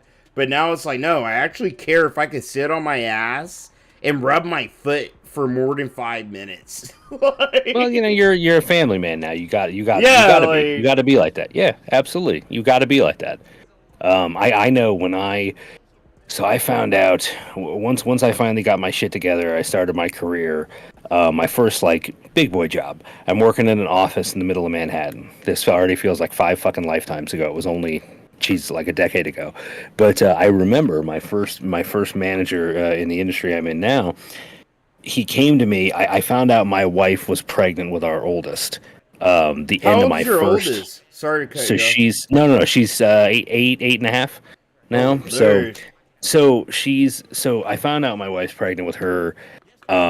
The end of my first day, my first week of work. Like, I just got I'm from the middle of a cornfield, in the middle of nowhere, in the middle of America, and I got a job in Manhattan, and I've got all my shit together, and then all of a sudden it's like, oh, here comes this new big financial burden. I knocked my lady up like while I was still in school, and she's gonna have this baby like immediately now that I've started this job. But my manager came to me at the end of the next day of work, because he had already noticed in the handful of days I've been there, I was always staying late. And he comes up behind me and he goes, look, because I'm going to level with you. You need to learn how to get all your work done during work hours. Because if you're going to work for me, you're leaving at 5 o'clock, especially now that you're going to be a dad. You're not fucking around with that. He said, every day at 5 o'clock, you're going to ask yourself, is this due today? If the answer is no, shut your fucking computer off and walk out the door. And that's the code I've lived by for the past 10 years. And I've been honest about it. With every manager I've had, I've been honest about that. And if you're honest about that and you get your work done and you're not a problem, they respect it. And they just let you go. Bro, and nobody's going to look down when you get your shit done. But that's what sucks. Because, that falls into, like, letting a certain type of person just get away with procrastinating. Sure. No, and not look, you. No. If there's one thing that this whole fucking work from home situation has left me with, it's a bad procrastination complex. Because that's my other problem. Is I am known, and I am known in my company for being fast as fuck to a point where like people have emergencies, shit they need done real fucking fast, and they know to just come and hand their work to me and it will be done. It'll get done. Very fucking fast. The problem with that is I also know I can do it, and since I'm stuck working from home because I have this medical situation that I'm helping my wife get through, I'm stuck working from home. Some days, man, I'm just gonna fucking sit here and watch some fucking anime, and I'll just burn through the shit in the last 2 hours of the day. Like, I'm not gonna lie to you, it sucks. Like, I don't feel good about it, but it's life. Some days like nobody's there looking over my shoulder. I'm gonna fucking take advantage of it a little bit. Bro, shit. That's why So my wife works from home, and she's worked from home pretty much since COVID. But like, I don't consider me editing like DSP videos or whatever work. But honestly, it's like I told people earlier, like today, I edited like 2 fucking videos back to back. And I started at like fucking 8 or 9 this morning.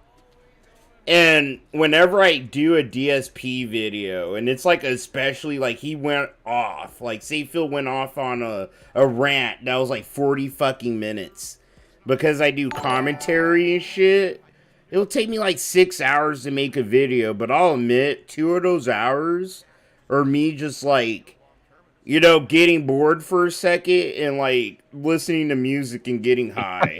Fucking around on your phone. Yeah. I'm like, with you. See, I want to make more videos. I want to do more on YouTube, but the reality is, like, aside from all the shit that I got going on, my first love is always just going to be sitting around doing the artwork.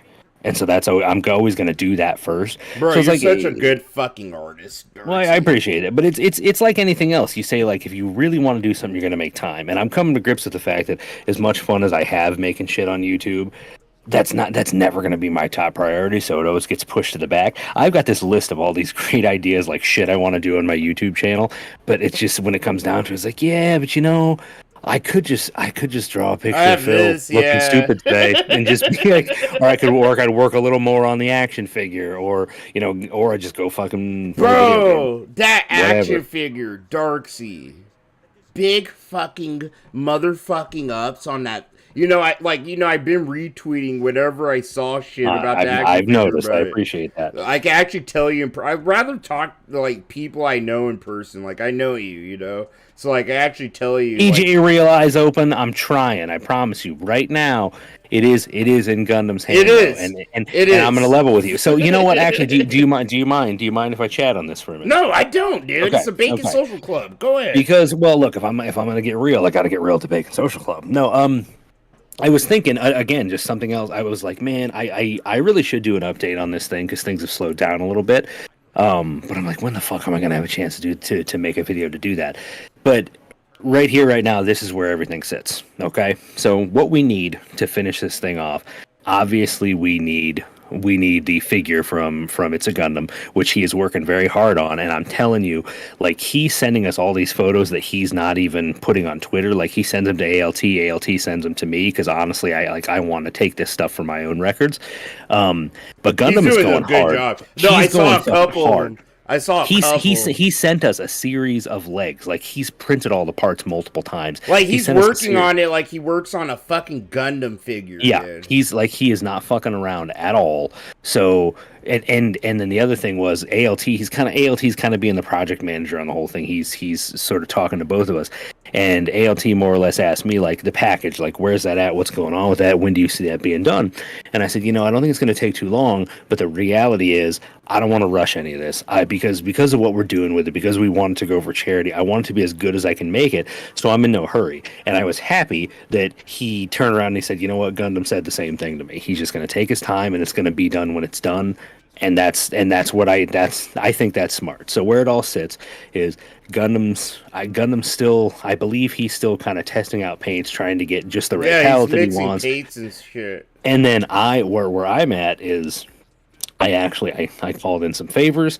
I do believe sometime in the next couple of days I'm actually going to receive the plastic blisters. So when you open an action figure, that bit of plastic that holds all the pieces in place. Yeah. So I have a blister being made for it for the inside of the package. I finalized the package design tonight. So my plan is I'm going to get the blister. I'm going to start test printing the package so that I can make sure it fits around it, and then hopefully nothing got fucked up in the conversion and the figure that Gundam sends me fits.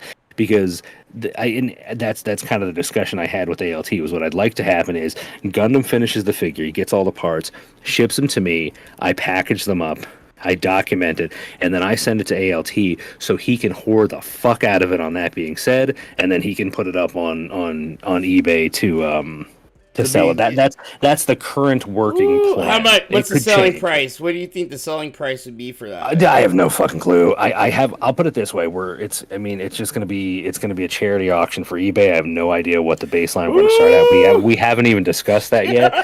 But I have a feeling I'm gonna be surprised. Hold on, I hope I'm gonna be surprised. I want to make some money for charity, man. Wait, hold on, Dirty. All y'all, get out the chat. Get out of here. This is an exclusive stream. This is an exclusive stream. Y'all ain't members only. Get the fuck out of here. I want to be the motherfucker to buy this figure. Get out. Bye. Well, legit. This all dates back to like December after I was on the I think it was the Christmas. It was around Christmas episode of like the episode of TBS was on around Christmas.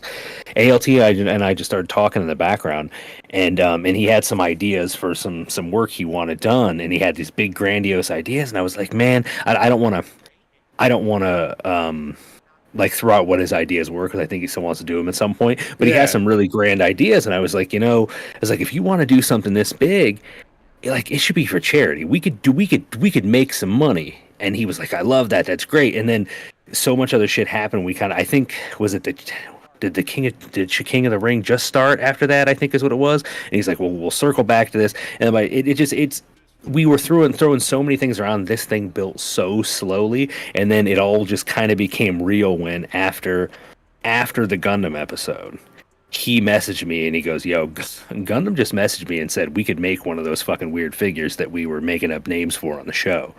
And as soon as he said that, he and I we fucking went off. We just went off and started planning this out as quickly as we could. Bro, you guys did it. No bullshit. Dude, big ups. You guys fucking let me be clear. So far. I'm not going to downplay all the work I've done on the figure. Definitely not going to downplay the work that Gundam has done, or that he is doing in painting it. But I will say this. ALT has gone fucking nuts, because he's planned all this stuff out. He's coordinated all of it while also fucking getting WPIG off the ground, while continuing to fucking steer the TBS ship. Like at one point he just messaged me and he's like, God damn, managing a toy company is fucking tough. And I laughed and I'm like, buddy, I said, you're managing one. I was like, I appreciate what you're saying, but you're managing one project. I was like, my boss is doing what you're doing right now, but 100 times over every single day. Like it's tough. It's tougher than it sounds. No, big ups, Alt, dude. Fuck. No, I like Alt, bro. Those motherfuckers at TBS, all the fucking crew over there, dude.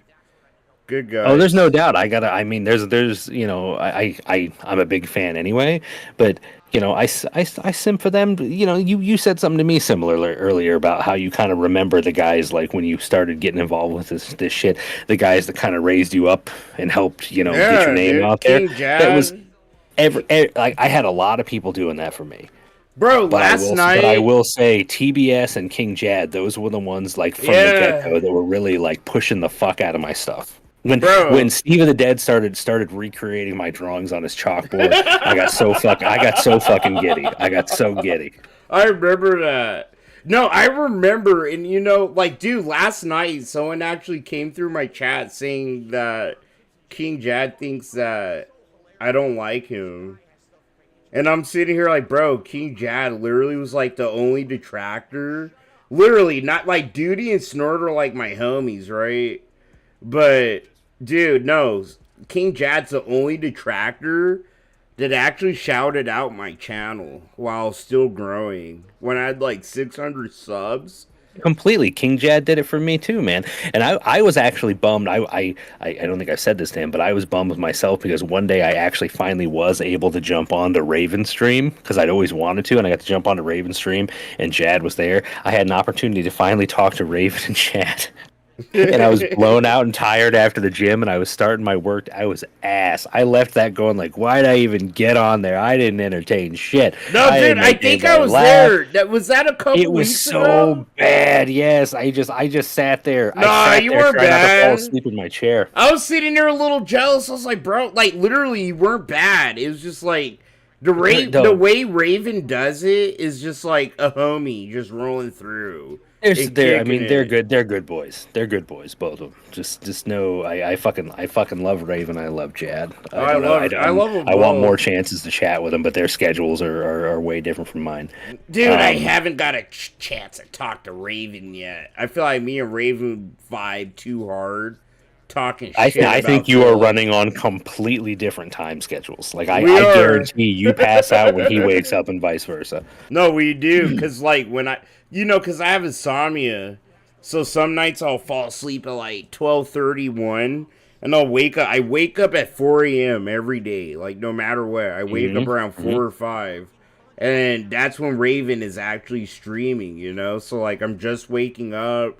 But, like, if I could catch him and I'm, like, in a good wake-up mood, I'll just sit there and lurk. But it's, like, I actually want to hop on. Like, I'll hop on all sleepy as shit. Well, it's ironic. That's the reason that I got excited to come. I was like, I'm going to go hang out with Chill. Because this is tomorrow morning is the one day of the week I don't have to be up that early in the morning. So I figured I'd come fuck around a little bit. I want to throw this out there to pull it back. Coyote Briggs, if you're still here answering your question, the figure is going to be one of a kind. The Gundam one? Yeah, it is. Because that was the whole crux of it, was getting Gundam to paint it, elevates it so much further beyond what we were already doing, and I think that's the thing that really makes it viable as a charity sale. Right, that's why we wanted to do it that way. The reality is I've had enough people ask me, I'm trying to kind of source a way to make it available in some form to people.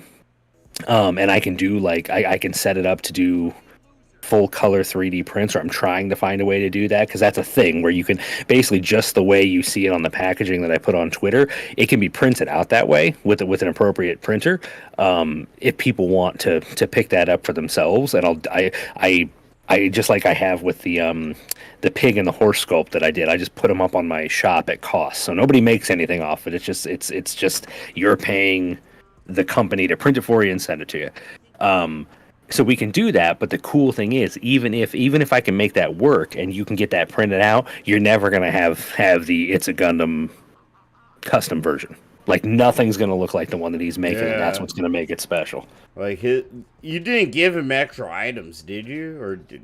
No. Well, I mean, it also depends, because when I depending again how I kind of source how to make the thing available, I think what's gonna happen is it's all going to have to be piecemeal, so people are going to have to basically pay for the pieces that they want, because that's the way the 3D printer that I use works. Like, each file is individual, so you'd have to go and make sure you buy all the parts for the character. Basically, put all the parts of the character in your shit, so you could buy whatever accessories you want or don't want. But as far as, like, the full complete set in a package, that's the other thing, is that package is never going to be anywhere else either, because there is no cost-effective way for me to create those packages. There isn't. So that thing painted by Gundam in a package, that is valuable cargo. It'll never exist again in any other form. It's the 1 out of 1, unless, like, a rich detractor. You know, DeFlo, there isn't any other lolcow figures in the works, but you know what is on my list is a Mr. Chill Murray action figure. This guy Chill. I don't know if you know him, but this guy Chill Murray he asked me to make an action figure. You asked me to do it. I didn't ask you. You did. I said it randomly. No, nigga, bro, no. You have me freaking out. You have me freaking out, bro. He's gonna act like he hasn't said this twice to me. No, I did. No, nigga, no, bro, no. I'm freaking out. Dave's here. He's calling it. Detractor Dave was there. I'm freaking out. Are you actually gonna make an action figure of Chill Murray? No, here's the thing. Chill. I'm gonna level with you. Your avatar is pretty simple. So if we're just talking about making like your base avatar, that's actually a pretty quick and easy build. The problem, like anything else, is 3D printing is not cheap. So I'll let you handle that. You can do what you want to do with that. We can talk about different ways to actually get you a physical thing. No, no, shut up. I'll open my wallet. My wallet is, bro. Well, I'm telling you, brother, it's not about paying me. It's not about paying me, because I would do what I've done with all the other parts. I would put it up on my shop at cost, meaning the only person making any money is the company getting reimbursed for the materials that they're printing it with. Like I'm not here trying to fucking squeeze pennies out of these prints. That's not the point of these things, just for fun. But here's a little behind the scenes on Darksea. And when you really look at the action figure and you see how low the articulation is, you probably anybody with a discerning eye could figure this out. But I am a 10-year man in the toy industry, a professional toy designer, and yet I have never made an action figure. Creating an action, getting to work on an action figure brand in the toy industry is not only pretty rare these days, because sort of the milk and honey days of action figures in the 90s and 80s and 90s is kind of over in a lot of ways. There's not as many of them, but the guys who get those spots, they're so coveted and they hold on to them with a death clutch. So it's actually pretty hard to get on a team to make action figures. So I have worked in the toy industry for every major company for the past 10 years, and I have yet to make a single action figure. So when I was presented with this opportunity to make this DSP action figure, I jumped at the chance, because I said to myself, if I'm 10 years into this fucking career and I haven't done one yet, I may never get to do one. And so I did it for myself. So that being said, shout out. When you said that to me, I was like, well, fuck, I enjoyed it. I'll make another action figure. Fuck it. That'll be fun. Bro, it doesn't even have to be an action figure. I was sitting here like, bro, if I even had like a figurine. We can make that happen. The point is we can make that happen. Whatever's easiest. Bro, literally, holy shit. You're gonna make me shit my pants, Darksea. Is there really gonna be like a Chill Murray figurine? You give me some time, but it's on my list. It's on. I'm not bullshit. It's on my list. Like, because the other thing about me is it just comes to, like, if you pique my interest. I mean, you know this. You've asked me to do stuff before. If you pique my interest, like, it's as simple as that. Raven gets work out of me all the time, just because Raven has ideas that are fucking fire. He'll send me something and go, can you draw me and we're grilling DSP and there's a cookout and all the boys are there, and I'm like, yeah, that sounds like fun. Fucking Raven, dude. I fucking love that motherfucker, dude. It's like my spirit. That's my spirit human, dude. That's the other, that's the other thing is I feel like I've always been very maybe, you know, for lack of a better term, a bit sketchy about how I handle the commission part of it. So I'll state it here once for posterity. This is the way that Darksea operates. If I know you and you come to me with an idea that I like, you're probably just going to get it for free. At the end of the day, if you inspire me, shit's going to happen. That's just the way I work. I like being inspired and then creating stuff. But at the same time, I got a missus. She asked me straight up. She said, look, if somebody comes to you and offers you money to make something, you don't fucking say no. when people come to me and offer me money, I say, "Great, we discuss it. I Yeah. do something for them, and they pay me." So there are people in this community who have had a number of pieces I've done for them, and they've never paid me a dime because they asked, they had a cool idea, and we had fun. Then there are people who flat out say, like, you ain't doing shit with me unless I pay you because I respect. I'm like, whatever, fine. Because I hit a point where I was like, I'm not going to say no. If people are offering, I'm not stupid. I'm not going to say no. But I'm also not sitting out here trying to fucking milk the tractors for everything that they're worth. That's, I'm not about that. I know. Darksy, I'm a rare person. I could feel your vibes. I hate saying that. It's so cheesy. But it's like, I think that's why you did that first commission for me. I paid you so much. Just because it's just like I feel you, Well, and little did he know he might have gotten it for a lot cheaper. If I know. I could have. No, Hey, Darksy. You want to know something funny? What's up? I knew I could have get it for cheaper. I knew I could have got it for cheaper. All right, we're dangerously close to getting all warm and fuzzy over here. No, Hey, you wanted to say that. I had to retort. I knew I could have got it for cheaper, but the truth is this shit is I have two recurring therapy sessions right now because, like I said, the last year especially has been super fucked. It's to be frank, it's been one of the roughest of my life personally, outside of all this shit. But I have two things that are therapy for me at this point. One of them is Darksy. There's the persona of Darksy, because ironically enough, I started doing this right before everything went to shit, and then it's like, it was there, and I just kind of dove headfirst into it. Everything came together at the right time. And number two is the gym, and the cool thing is I have got an awesome missus who basically says, like, look, I get it. You need, you need to fucking cool your jets. So go spend fucking 3 hours here lifting heavy shit, and then later on you can go and draw this fat fucking pig roach man and laugh with your friends because it makes you fucking laugh. And I do it all. The gym comes before the kids wake up, and the drawings come after the kids go to sleep, and everybody's happy. Yo, that's how it has to be. Well, that's what makes it funny whenever Phil or any of these locals think we're obsessed with them. Oh, they stalk me. They do this, that, and the other, where it's just like, bro, I just catch you at a certain time. I do what I need to do, and then, like, the rest of the day, I'm, like, doing my own life. Dude, the only proof I need ever that I'm not, like, obsessed with this was I had to ask somebody today on Twitter where It Time Go came from. I had no fucking clue. It's your twin. Nah. I'm not gonna let you get out of that. That was your fucking twin did that one, bro. My twin?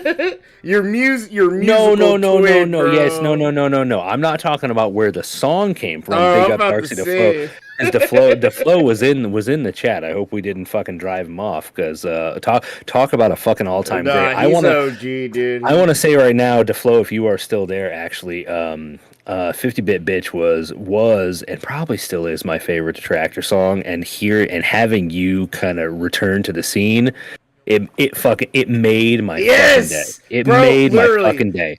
So I was happy. But I'm talking about where the meme It Time Go came from. I had no fucking clue. I didn't know. And so it was like, it just hit me. It's like, I'm an old man. I can't keep up with this shit. So do I spend an inordinate amount of time thinking about Phil and making fun of him? Yes. Yes, for a fucking old man, yes, but it's not the only thing I do. It's not an obsession. I don't see. I'm also 3.5 days worth of playtime into Tactics Ogre Reborn. I play fucking Vermintide 2 with my boys every Saturday night. I have Vermintide 2 too. Get the fuck out of here. It's one of the best I don't need a fourth for my Saturday game because my wife is actually trying to break in and be our alternate on our Saturday game. That being said, there it is again. Anytime you want to play, the question is, what do you plan on?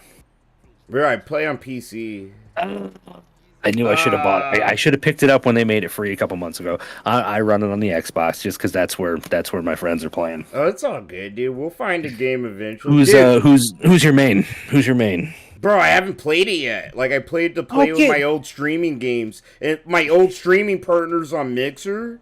when we all went to PC and they dogged me. Like, bro, I'm trying to tell you, this is when I started to, like, separate from them. Because I bought this game for 2 of them. For 3 of us. So it cost me, like, over $100, right? And then one of my fucking streaming buddies was like, I don't think I want to play this.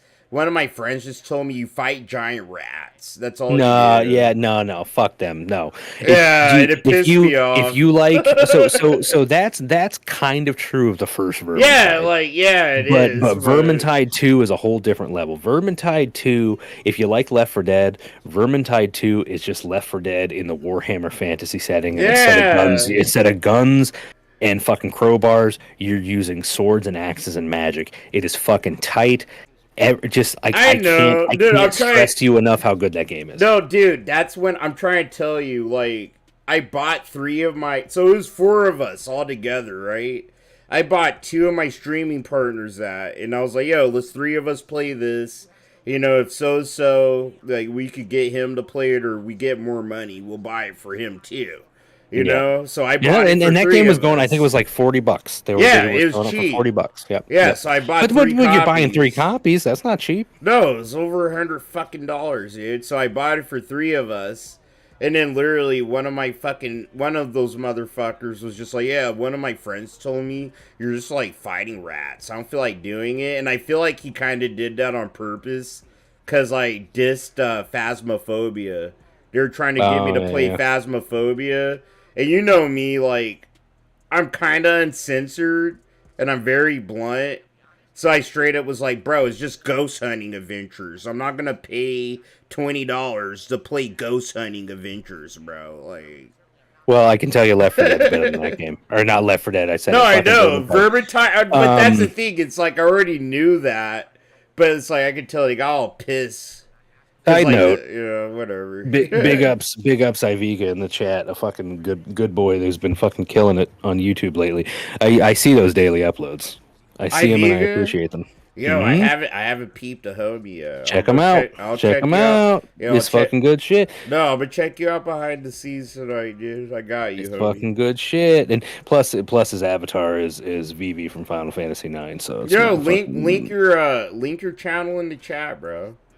Literally, you're fucking one of the boyfriends. Are you saying that they're really not daily? Because I feel like I'm seeing your shit every day. Maybe I'm just playing catch up. I don't know. Maybe I'm just playing catch up. I gotta use the bathroom real quick. All right, I'll tell you what. While you do that, I just pulled this up on my phone.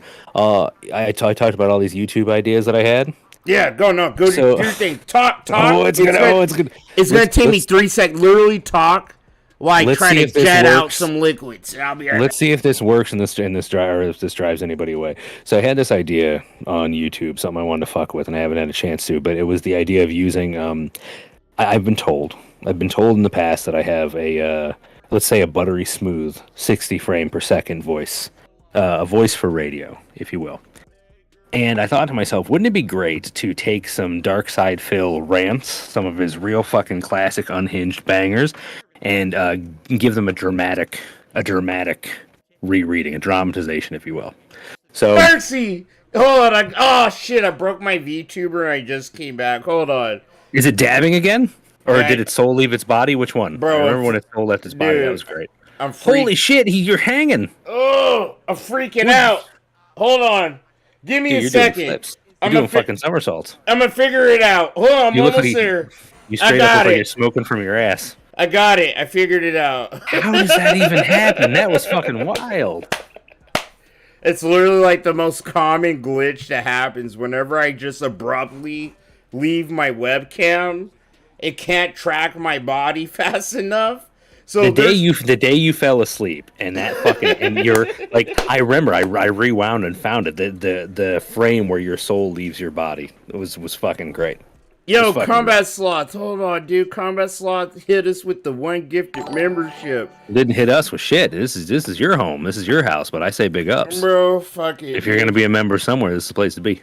Hey man, I appreciate you. I appreciate all you. Fuck, I love you guys. Thank you, dude, for the 1 gifted membership.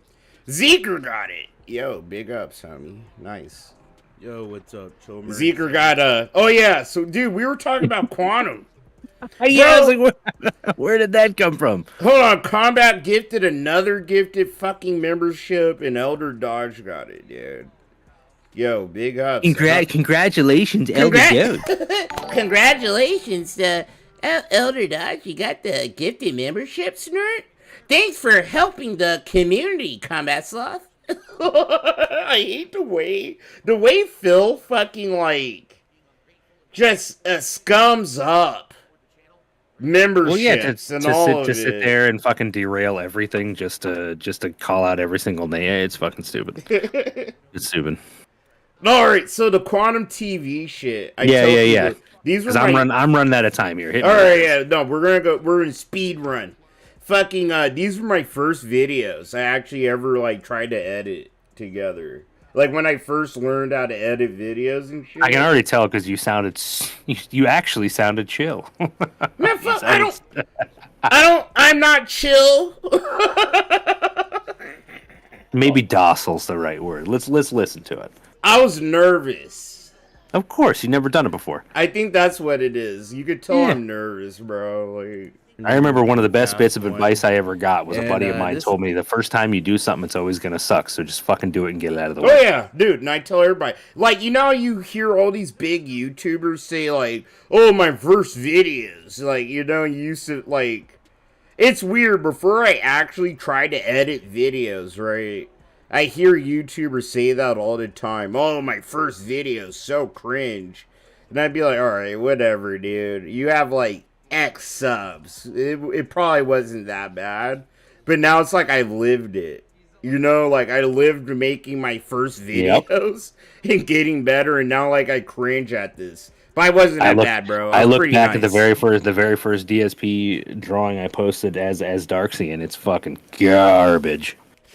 But that's the creative process. That's the creative process. Hold on, Snort. Chill is not chill. That's, bro, people, like, they see my name, right? They see it's called Chill. My name's Chill Murray, right? But I've always told the lore of my name. Like, yeah, I'm Chill Murray. And I'm chill as fuck. I'm actually chill as shit. But it was a nickname with my stoner homies when I was couch surfing. And we would order fucking Jimmy John's.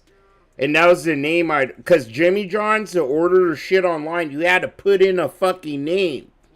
And the name I'd always put in was Chill Murray. Because I always loved the old Bill Murray, like his movies. I love Bill Murray. He's like a vibe, you know?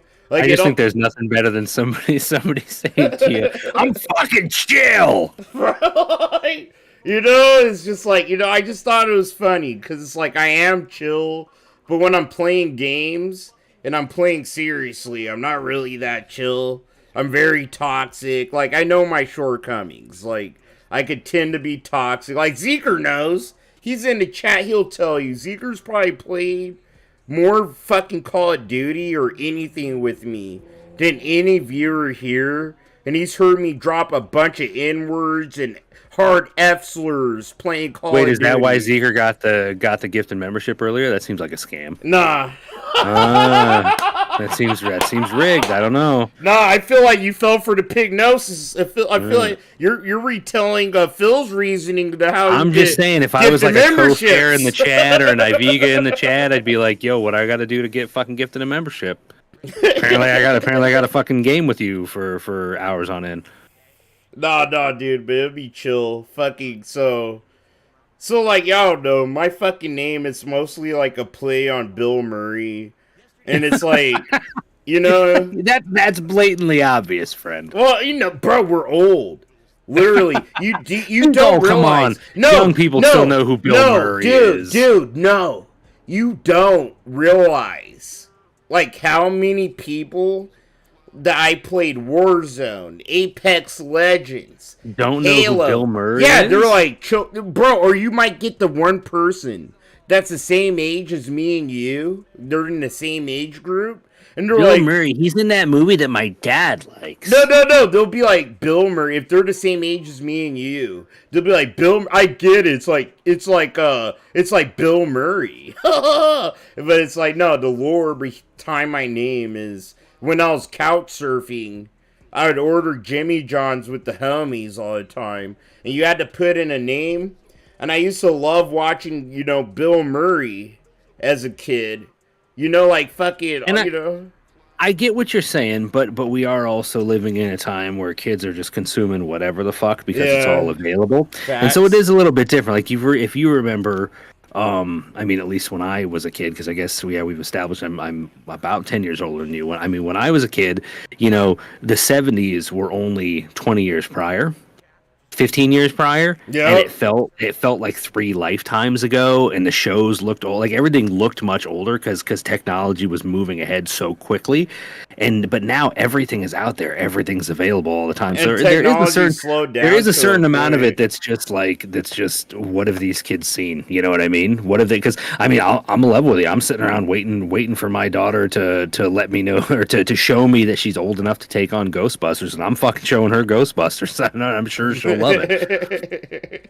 You never know. No, I know. But it just comes down to what they're watching. I guess, like, if you live on the internet like I have, or, I'm assuming you've been on the internet as long as I have. Since I think my parents got a PC in 1997. I think that's Bro, what? On the internet. Dude, my dad is such a nerd. He had a fucking, what is it, a Hewitt Packard. Mm-hmm. And he used to play solitary on that motherfucker. And I remember we were broke. We were broke as shit. I lived in the middle of a cornfield in a town that still to this day is decades behind the times. And my parents were one of the last people in town to actually get a computer. Dude, I grew up literally right in front of a cotton field. I hear that. No. My high school was literally surrounded by cornfields. Like if a quarterback threw a pass too far, you'd have to go search for it in the corn. Bro, dude, Dartsy, I feel like I need to have you on the guest, as a guest here. You mean like now? Yeah, you and Snood. I've always said you, Snood. We've all been on a stream together, right? We have. I know that, Dartsy, but I mean like. Because I'm gonna say it right now. Everybody who listens to the Tractor Beam, I love them, but fuck them because they took my idea, and it's solely because I never stream. I sat with them and I said, my idea is that I want to have a stream where you just have you take people that don't normally talk to each other within the distractor sphere and bring them together. And I specifically said to them, the top 2 people on my list, I want to put Snood and Chill Murray in a stream together, and I did it. And now that's all that they do. And they do it really well. Look, I'm gonna justify you. I love Injured and Snood, by the way. No, I do too. I do too. Like literally, and I am just, and I admittedly, I am just jealous because I haven't found the time to do it. No, people don't know behind the scenes. We talk shit to each other like more often than you think we do. Oh, Snood can't take a compliment. Like if you want to make Snood uncomfortable, say something genuinely nice to him about say something nice to him about just some quality shit that he does as a person, and you can hear his skin start to crawl under his breath. It's so good. No, that's dude. He's my spirit human, dude. Bro, me and this motherfucker are too alike. Like we be vibing too hard. He makes me irresponsible. Well, and he helped Indra get started. And I mean, come on, like lady in the chat. It's we finally got one. Well, at least one. I shouldn't say finally got one. We got one that likes to talk all the time and mix it up with the boys. No, dude. No, I finally I don't know if you saw. I finally got on the Tractor Beam, so I actually got to mash it up with Indra. And I was like, chick. Me and you are cool. We're friends. It's like we're not. That's what's cool about this era of DSP detractors. We're not the SOK, right? But it's very different from that. It is, but that's what makes it cool. It's like we all know each other and we all fuck with each other. But we all do our own thing. There's new people constantly dipping their toes in the water too. I love that. Like, Yeah, me too. I feel like to this day, I'm still like, I'd say once or twice a week, I'm seeing some new person doing a DSP video that I've never heard of before, and it's awesome because I enjoy seeing different people's takes and the different ways that people attack this shit. It's just like I've always said, and I've fucking talked I've talked off and on with Meerkat about on streams is like this is a great way to practice your like a skill you want to learn or you want to get better at. Yes. But then you also don't care about it, so you're just a bit more free and open to just do whatever the fuck. Well, you can and be I think more a lot of of people, I think a lot of people approach it with that mentality, and that's why you get really good shit at them. So when new people are just rolling in and trying shit out, I love that because you never know what you're gonna see. I mean, if people didn't just try shit out, we wouldn't have fucking King Jad's bingo. You know, we wouldn't have Snood hosting fucking Detractor Jeopardy. On that being said, none of that shit would exist. That's Just true. people trying shit out. No, and dude, I've said this probably twice, but like, bro, I'm so glad you said it. That, like, bro, this community is what like encouraged me to learn how to make videos, to learn how to be a better editor. I'm not a good editor. I really don't think I am. But it's just the fact, like, I've always hated Phil, you know? And it's just like, oh yeah, I'll try making, like, Phil videos, and I'll try practicing editing video. Like, I tell people, alright, we keep leaning back into Quantum, because that's what I mean. Like, these were my first videos. I'm just having fun chatting with you. Well, If we never watch the video, I don't care. You know, I'm having fun chatting like, with you. my first 100 views, like, the first videos I ever got traction on my channel were covering the whole Quantum TV drama. And I've always hated Phil. And it's like the Quantum TV drama kind of died off. I'll never forget it. It's when I started actually making DSP videos. My first one. I was just... you learned a lot from it, right? Yeah, no. I learned so much from the Quantum shit and doing those videos. And I fell in love, in a way, with making videos. That I was just like, I was bored. Like the Quantum I can TV honestly shit say, out of all the people that I've talked to, that I've had the pleasure of sitting and bullshitting with in the Vortex, the two that I still haven't gotten, the two that I really want to get into a room just for, and I don't even know, just for fun, because I've been watching them for so long and I love them, is Ann Leet for sure, because that guy is just fucking great. Dude, Ann Lee's been here. I know, and he dropped in on my stream one night and said he'd love to chat sometime, and I just haven't had a chance. Yo, I could get Ann Lee. I could get you and Ann Lee. Is Agent Proper, because I can actually look back and say, nigga, Agent what? Bro! Agent Proper said, so what I just said to you guys about practicing my skill, right? Like using this for that. That switch didn't flip. I can't own up to that quote, and I can't even attribute it to Meerkat. And I know I've heard him say it many times, because the first time I ever heard it was Agent Proper. I was sitting on a stream watching Proper, and Proper made the point that people come here and they use this to practice their craft, and that like sunk into my brain, and I was like, man, you know what? I could just fucking get good practice just drawing stupid shit if I just drew fucking Dark Side Phil troll shit. Bro. So I like the first thing I'd say to Agent Proper is like, I only fucking do this because you made me think that I could, so it's your fault. No, bro. There's a saying in the streets, and I used to say this to my old streaming team. I tried to hammer this into their heads, dude, and they were just they were retarded stoners. And I'm a retarded stoner, but you could tell it's like, I have enough wherewithal to like, have common sense to like know, and it's like, dude, we were fucking partnered on Mixer. All fucking four of us. And Mixer got fucking ended, and we got fucking shafted on getting partnered on Facebook Gaming. So we were confused. We didn't know what to do. You know, we didn't know whether to go to Twitch, Facebook Gaming, or YouTube. I was the only one in our streaming group that was like, yo, let's just do YouTube and Facebook Gaming. Fuck Twitch. Like, Twitch, you know, because, like, you know, I was kind of the sense of humor of the group. I hate this, like, I'm not trying to, like... I can only imagine. But like, you know, the other everyone laughed at everything their group did, but what you didn't know was that Chill wrote that. No, it wasn't even that, bro. It was just like...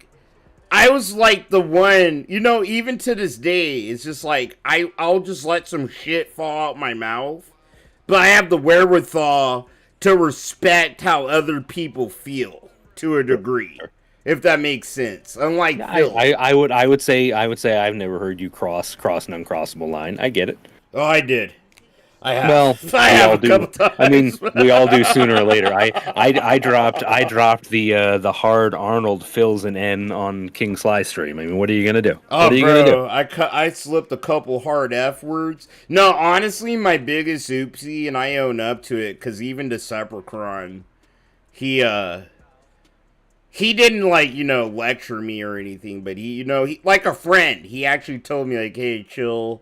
And Duty did too. And that was the day I went in on that one chick that did the tier list. Oh, yeah. I thought you were gonna say he gave you a talking to for falling asleep on his stream. No, he definitely did that, bro. Dude, I didn't fall asleep. Dude, I had my son, and my son kept like, I tried to I tried to make it clear on the stream without like being like, oh, yeah, dude, my son's bugging me while I'm trying to do this. It was just like, no, I have to like, go and. Well, make sure I respect right. the shit out of that as a dad, and you did the right thing. But I'm gonna tell you that if you thought you made it clear that you I know were I didn't to be with you did. I know I didn't, dude. Because like we thought you were dead. No, I wasn't. I wasn't though. It's like my son kept like fucking pulling me away from the stream that day, and I was getting annoyed. But like, like for you guys are my friends. But yeah, you gotta do it. That's and your then kid. my son's more important, so it's just like if one of my daughters came, I mean, earlier you were. I'm not gonna lie. I had to stop listening to you earlier because you were talking about something, and my wife popped down here, and she has trouble getting down the stairs as it is. So I think she was kind of coming out. And that's not a cat joke. She has a medical issue. Fun. No, dude, my son. He literally. She was asleep on our problem. couch, and she was like, I think she was just coming down here to find out where the fuck I was, and she actually just looked at me. She did a hand signal, like asking, "Are you on a stream?" And I muted, and I was trying to listen to you. I was like, "Yeah, I'm on a stream," and she just blew me a kiss and said, "See you when you're done." See, no, my son, like, he has trouble going, dude. He's a smart kid, dude. He's a lady killer, literally. Like, he's a very smart, intelligent, handsome dude. Yeah. I like. But he's like me. He's too much like me, and that's why I like. He's very smart and handsome, and he's much naive. like me. No, like he's very naive like me. Like he's friendly and naive like me, and that's one of my weaknesses I own up to, and that's why Goku's my favorite character. I'm very naive. I can see that. Towards like not people you're naive. that are... I can see if that's how you see yourself liking Goku. Yeah. No. Well, I'm not a naive person. I mean, I like Kenshiro from Fist of the North Star, because I'm fucking buff and I can kill somebody just by poking them in their vital points. But I really relate to that. feel feelings. I feel my feelings too hard, dude. Yeah, the only thing I feel is Shinderu. Omaru Shinderu. Omaru Shinderu. When I need to say it, I can't say it. Darcy, we're niggas. We are niggas. Nani? Yes. I think me, you, and Snood, we have to make the triad, bro. Let's do the new SOK. Yeah. The new Let's SOK. Do it. Dicks up. All three of us. Let's make it 10. No, I'm actually reading. They are re-releasing an anniversary hardcover editions of Fist of the North Star, Viz, a new English translation. I've been collecting all those. I'd never read the manga before. I've watched the fuck out of the anime. I'd never read the manga, and it's so good. I just finished with the Souther arc, and that's like Souther was always my favorite villain from the series. I was so happy to get. Oh my god, dude, the manga's so good. Yeah, it's blowing my fucking mind. It was ahead of its time, bro. Yep. Blowing my fucking mind. Like, you look at the manga and the artwork and shit, and you're like, bro, this was fucking made in the late 70s, and like this was made in the 80s. Dude, Mad Max, man. It was just Mad Max with martial arts, and it was so good. Yes, that's what made me fall in love with it, because I love Mad Max, dude. Did you play the video game? The Mad Max video game? I didn't play the Mad Max. I have played a bunch of Fist of the North Star video games, but never the Mad Max. Wait, hold on, bro, Darcy. We're like bonding. Holy fuck. I'm a little drunk, but like. Are you asking which Fist of the North Star games I played? Yeah. I actually never played. What was it? Lost Paradise, and because Phil pissed me off, like playing his stupid fucking. I was watching This Is How You Don't Play, and it was upsetting me, ruining Fist of the North Star. But the big ones that I played were there's a legendary fighting game on the PS2 by Arc System Works. That game. I saw it. The Fist of the North Star fighting game. Yeah, that thing is fucking legendary. Yes. And then the ones that I played the shit out of actually were I'm a big fan of the Dynasty Warriors games, and specifically all their anime spin-offs. My nigga! Oh my god! Fist of the North Star, Ken's Rage was incredible. No, dude! So much fun. On Facebook Game, bro, I think Facebook Gaming deletes your streams after a while. Yep. But I actually streamed Ken's Rage too. They were great games, man. Yeah, I distinctly remember the summer that I moved to New York City. I remember buying the first Ken's Rage on the Xbox 360 and just sitting in my room, running around as Shin, just fucking busting people up. And it was so much fun watching that fucking South Star Crane Fist just slashing people into pieces. Oh my god, bro! Holy shit! Just Ken's 100 cracked fists. Just all the specials, they stayed so faithful. I want to play Lost Paradise. I do. Me it's just too. One of those I haven't gotten around to. I mean, anything Fist of the North Star. Like I said, I've watched. Yeah, I watched the anime all the way through. I've watched most of the side. I even tried to watch Fist of the Blue Sky. Although I watched it. It didn't do it for me. Bro, really? I fell off. I didn't like it as much. Bro, it is so good. Bro, when he cracks his fist. And he's like, if you have a problem with the Fist of the North Star, you could take it up with me. You're saying I should go back again? You should. Muscle through it. It's pretty good. Everything. I love everything Fist of the North Star. I love fucking Rao is such an amazing villain. Like Bro, when he fought fucking what is it, Ryo, dog?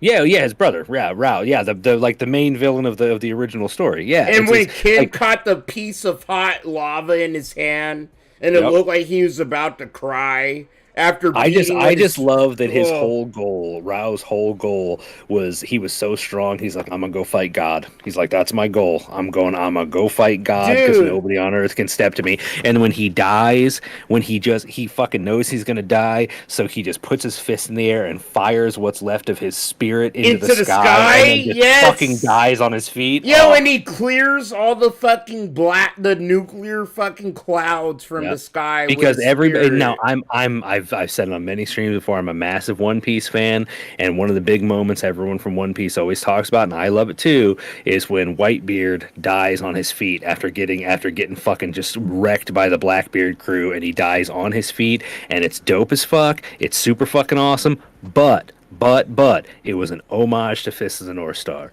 It was! Fist of the North Star did it first. Fist of the North Star did it first. I tell so many people this that love fighting animes. It's like, even Dragon Ball Z. They stole so much shit. It owes a lot.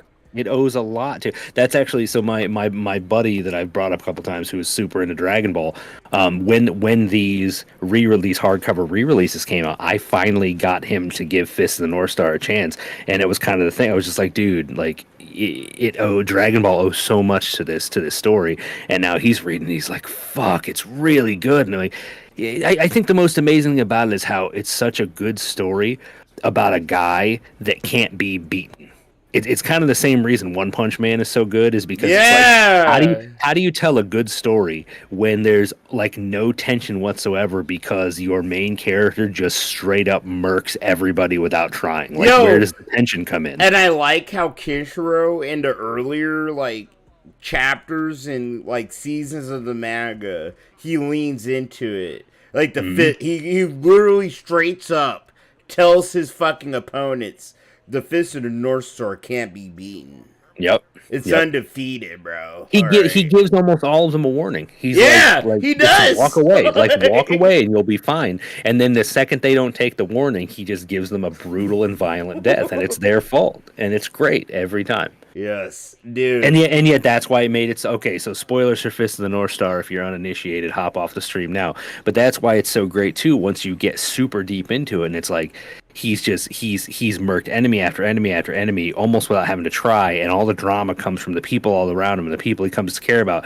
And then he runs up against fucking Souther, a guy he can't fucking touch, and it's not because he's not good enough. It's because there's a secret. There's something he has to learn about Souther, and that is excellent storytelling. Like until he figures out Souther's secret, there's nothing he can do against him, and it's so fucking like good. Souther was the opponent that actually looked like he could beat Kinshiro. It was the first brick wall. Yeah, it was the first real brick wall. It was the first hard opponent to his fighting style. Well, I mean, he's the second guy who beat, and I would say even the first guy who beat him, because in a way, I don't even count Shin because Shin happened before the story started. Like that wasn't part of the story. That's if you watch. It is. That's if you watch the movie.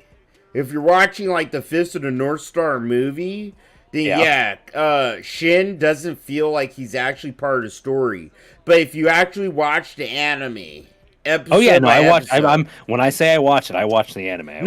Shin. That's why Kinshiro. Oh yeah. No, I'm not saying Shin's not part. I'm saying specifically when I look at the story, I don't really like. I'm like because Shin beating Kenshiro is the setup for the story. So it's like by the time you get to Souther, it still feels like Souther's. That's our argument though, because you forget Shin pretty much stole. All right, I don't know if you saw like the movie version or you watched like the actual anime. I've seen it all, so I know there's definitely conflicting ways. All right, so let's not consider the fucking movie version. Yeah, which I don't care for it. I actually like it drawn out more. But I do like the movie version because it does put shout more out to context. you, Vispy.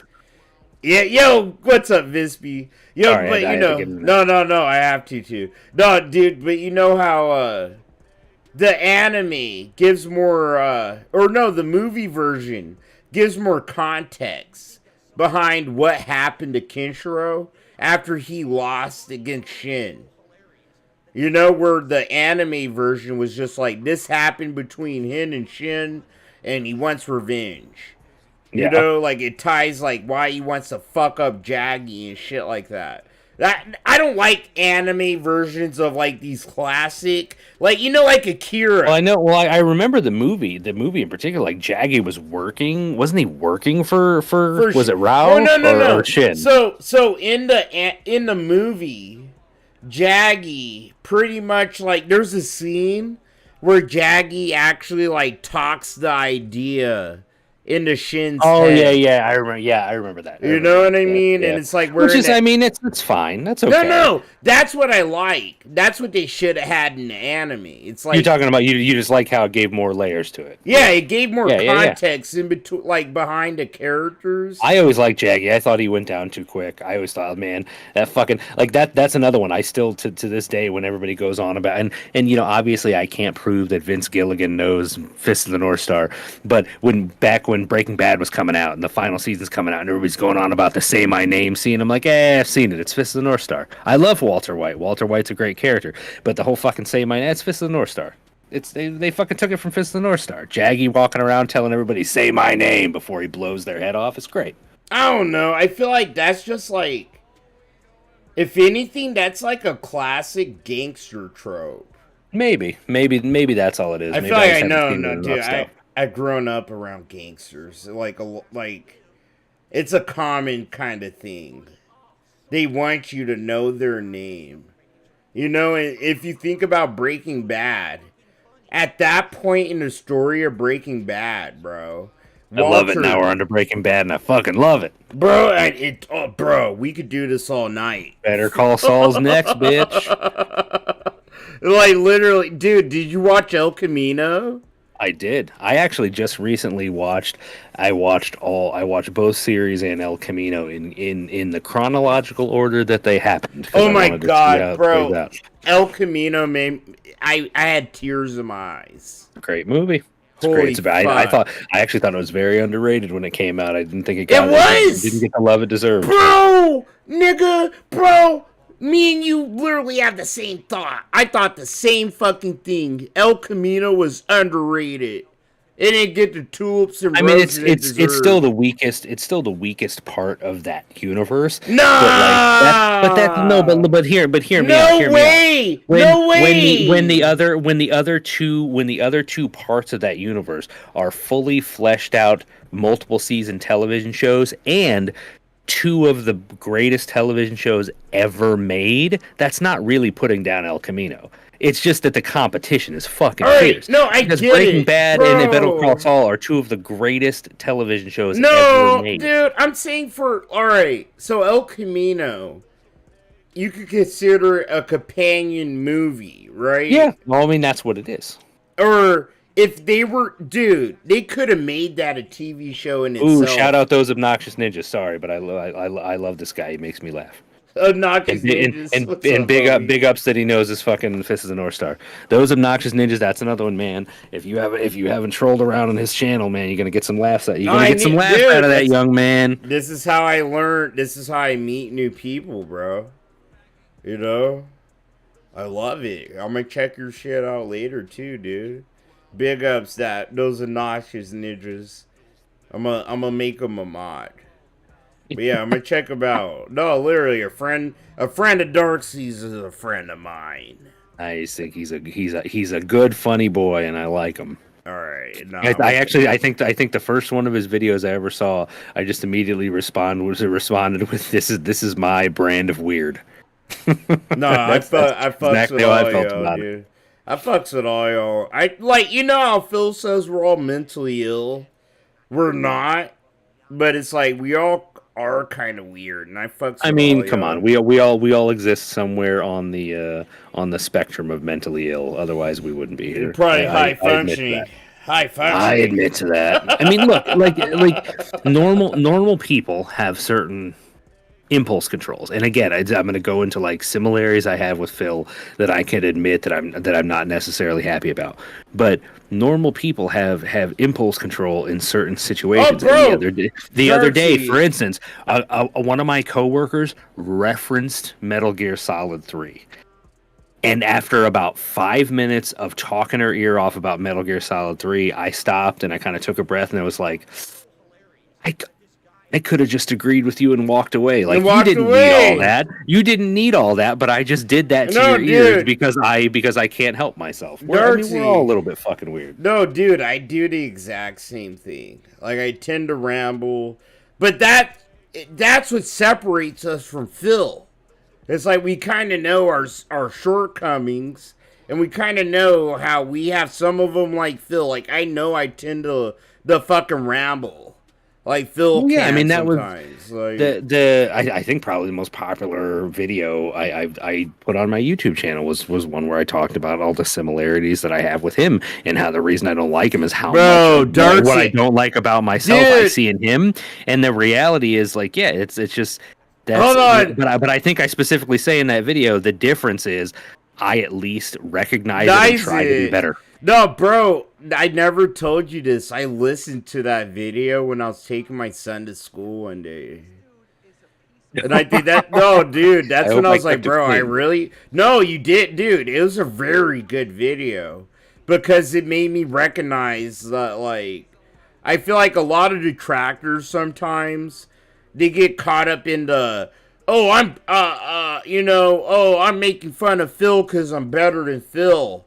When it's like, dude, a lot of us have some kind of the same qualities as Phil. But the difference is we actually recognize them and we try, like, either we lean into them or we recognize them. We try to tell you guys, like, well, hey, you can go pretty far in life just by recognizing your shortcomings and owning up to them. And that's the problem. I think that's the core of what infuriates people about Phil. It's that nothing is his fault. He did everything correct. Yeah. If he could just modify that about himself, man, so much would fractal out from that and change. Well, and people would just stop fucking with him. That and the begging. Cough, Yeah, that's cough. my point. It's all, but even the begging all comes from a place. When you look at the way he argues about why he has to beg, it all comes from that same place. Is that he got fucked? It wasn't his fault. He did everything correct. Everyone else did X, Y, and Z to him, and that is why he has to beg. Otherwise, he'd just be making money Yeah. normally.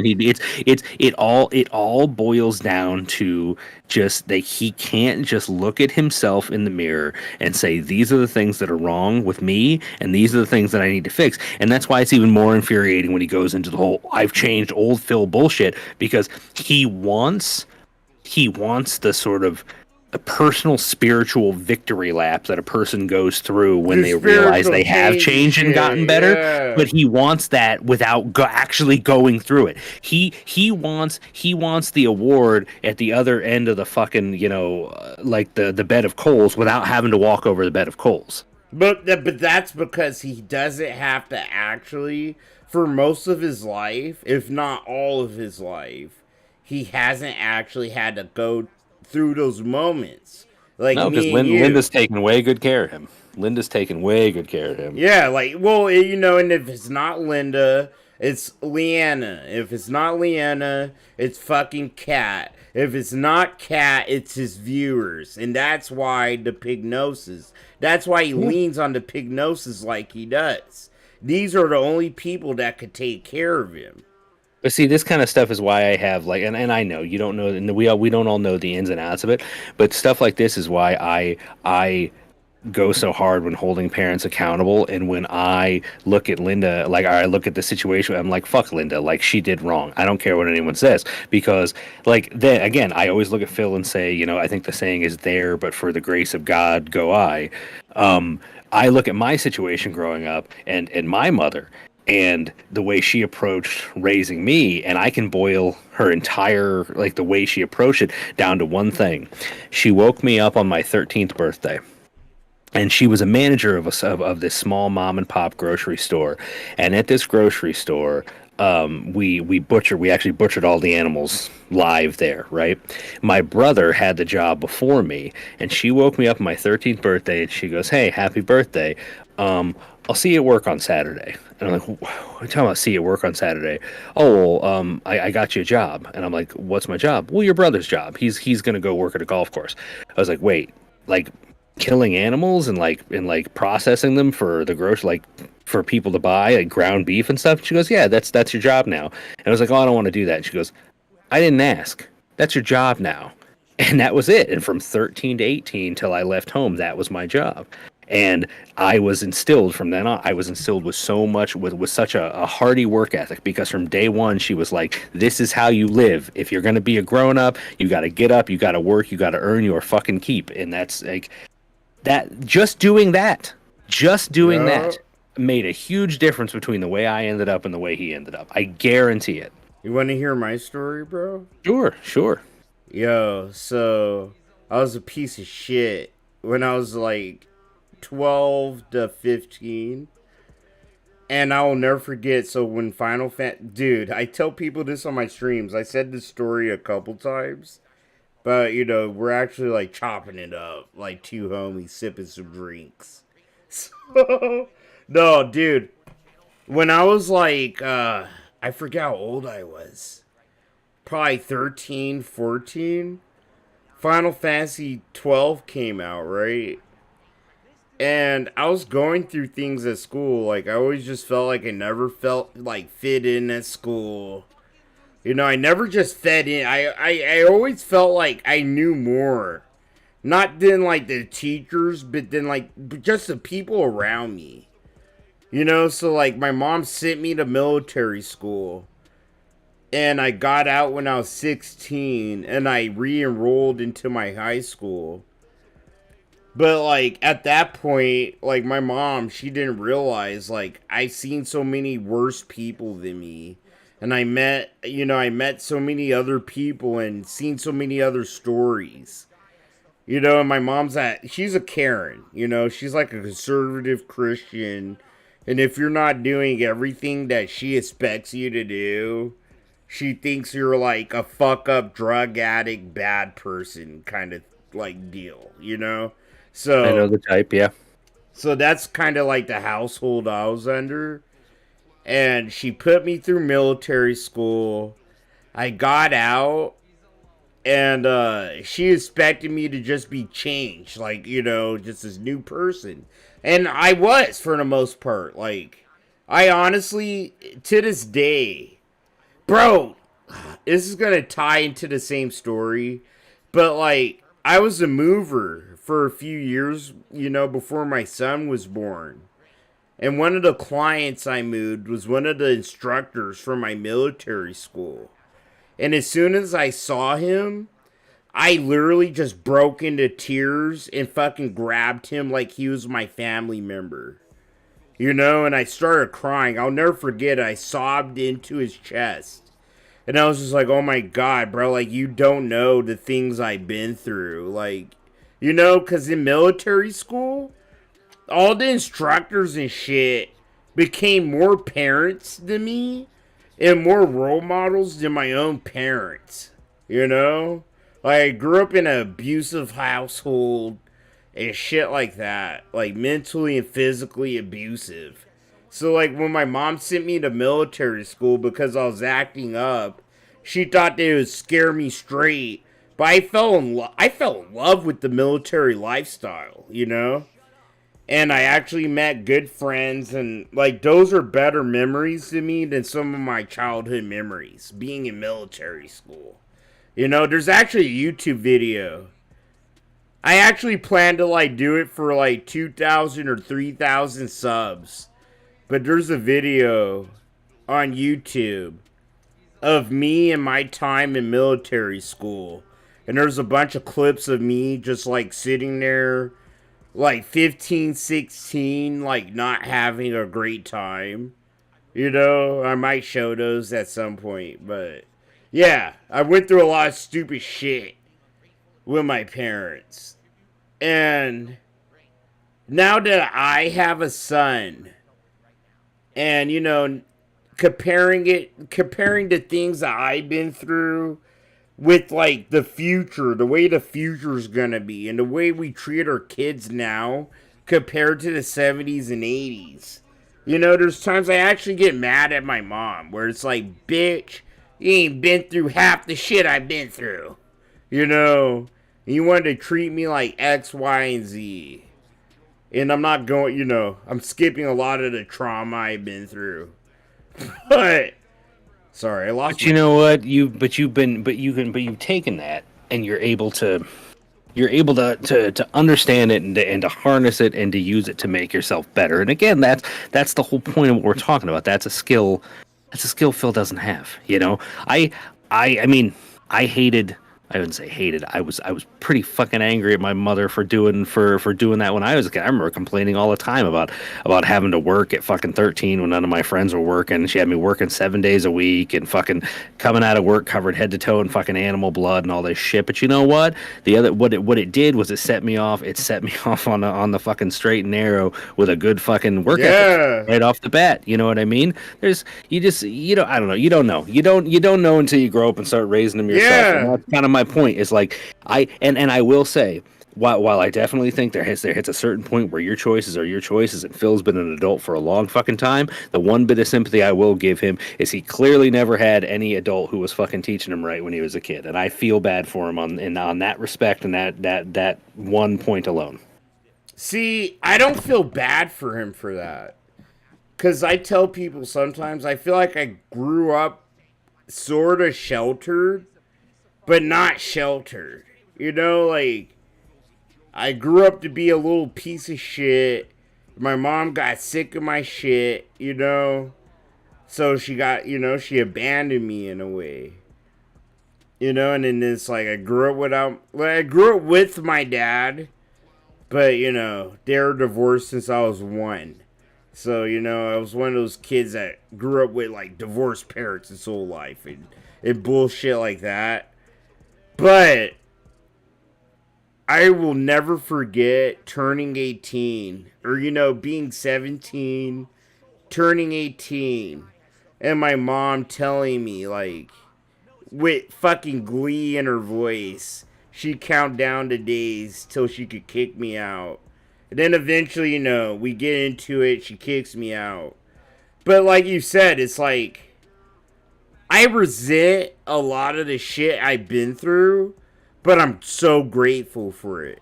Yeah. Like I learned how to move in the streets, how to deal with different kinds of people that suburban people would be uncomfortable dealing with. And, I learned I've been to jail a bunch. That's not something to be proud of at all.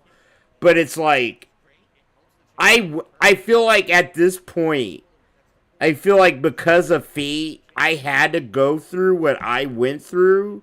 And a lot of it is shit my parents never had to go through. So my son could finally break the cycle of toxicity in my family, hopefully. Because Well, I'm and- actually, Well, and it's I mean to bring it all back to the initial point, like that's you. There's there's self reflection in there that's making you a better person, and that's and we're all here to watch this guy who completely and totally lacks that skill, like in every way possible lacks that skill. So it's a good thing. It's a good thing. And I feel like that's what makes a lot of us detractors good. And I never shied away from that, just like you. I've always said, I used to scam people. I was a piece of fucking shit. I used to manipulate women and fucking other people, bro. Oh, I had a whole period in my life. I don't even like to run in. I don't even like to run into people from that period because I know the guy they knew, and he was a piece of shit. You ever watch Have you watched I Think You Should Leave with Tim Robinson on Netflix? Bro, Tim Robbins. I know about that motherfucker. I used to be a piece of shit. Like that skit is one of my favorites because I get it. Dude. I don't think your baby likes me because he knows I used to be a piece of shit. I was like, one person I compared myself to, I still do. I'm like Chris Farley, bro. I could see that. Like in my early 20s, I used to just like do a bunch of coke and Molly. Like I used to just do whatever. Just made me feel just super happy. Because I was just super fucking depressed with my life and where it ended up at that point.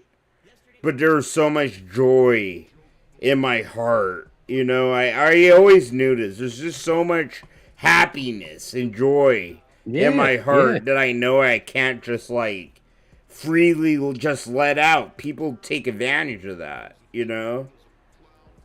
And I agree, Darksea to Flow. Yeah, that's why I get so frustrated when Phil talks about changing because I know what it is to change on the scale that he likes to claim that he likes to claim he's changed. And I look at him like, dude, you haven't changed shit. You've lost a little bit of weight. I know we all like to joke about him being fat, but that was the one way that he changes. He's still fat, not a shape, but he lost a little bit of weight. In fact, who was saying last night on stream? He's like the only person they've ever met who's like comically fat and sickly skinny at the same time. Somebody was saying that on a stream last night, and that is so fucking true. That is so fucking true.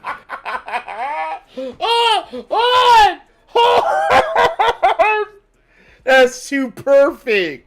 Right? That is literally Phil right now. Because he's got these noodle arms and he's clearly smaller overall, like less massive than he used to be, but he still has these big fucking milkers hiding underneath the shirt, and he's still got a big furry gut. But that's the glide Yeah, skinny fat, that's the term. I make fun of it, but his man tits, I think that's actual glynoklast I'm not saying it right. I'm sorry, I'm drunk. It's that glynoklastysmia. I love that you want to give him an out. I think it's just I'm not trying to give him an out. A guy who doesn't exercise. He used to be fat and he doesn't exercise. It's like simple. his tits. He has like these visible, beautiful, like low A cup tits. And he's 41.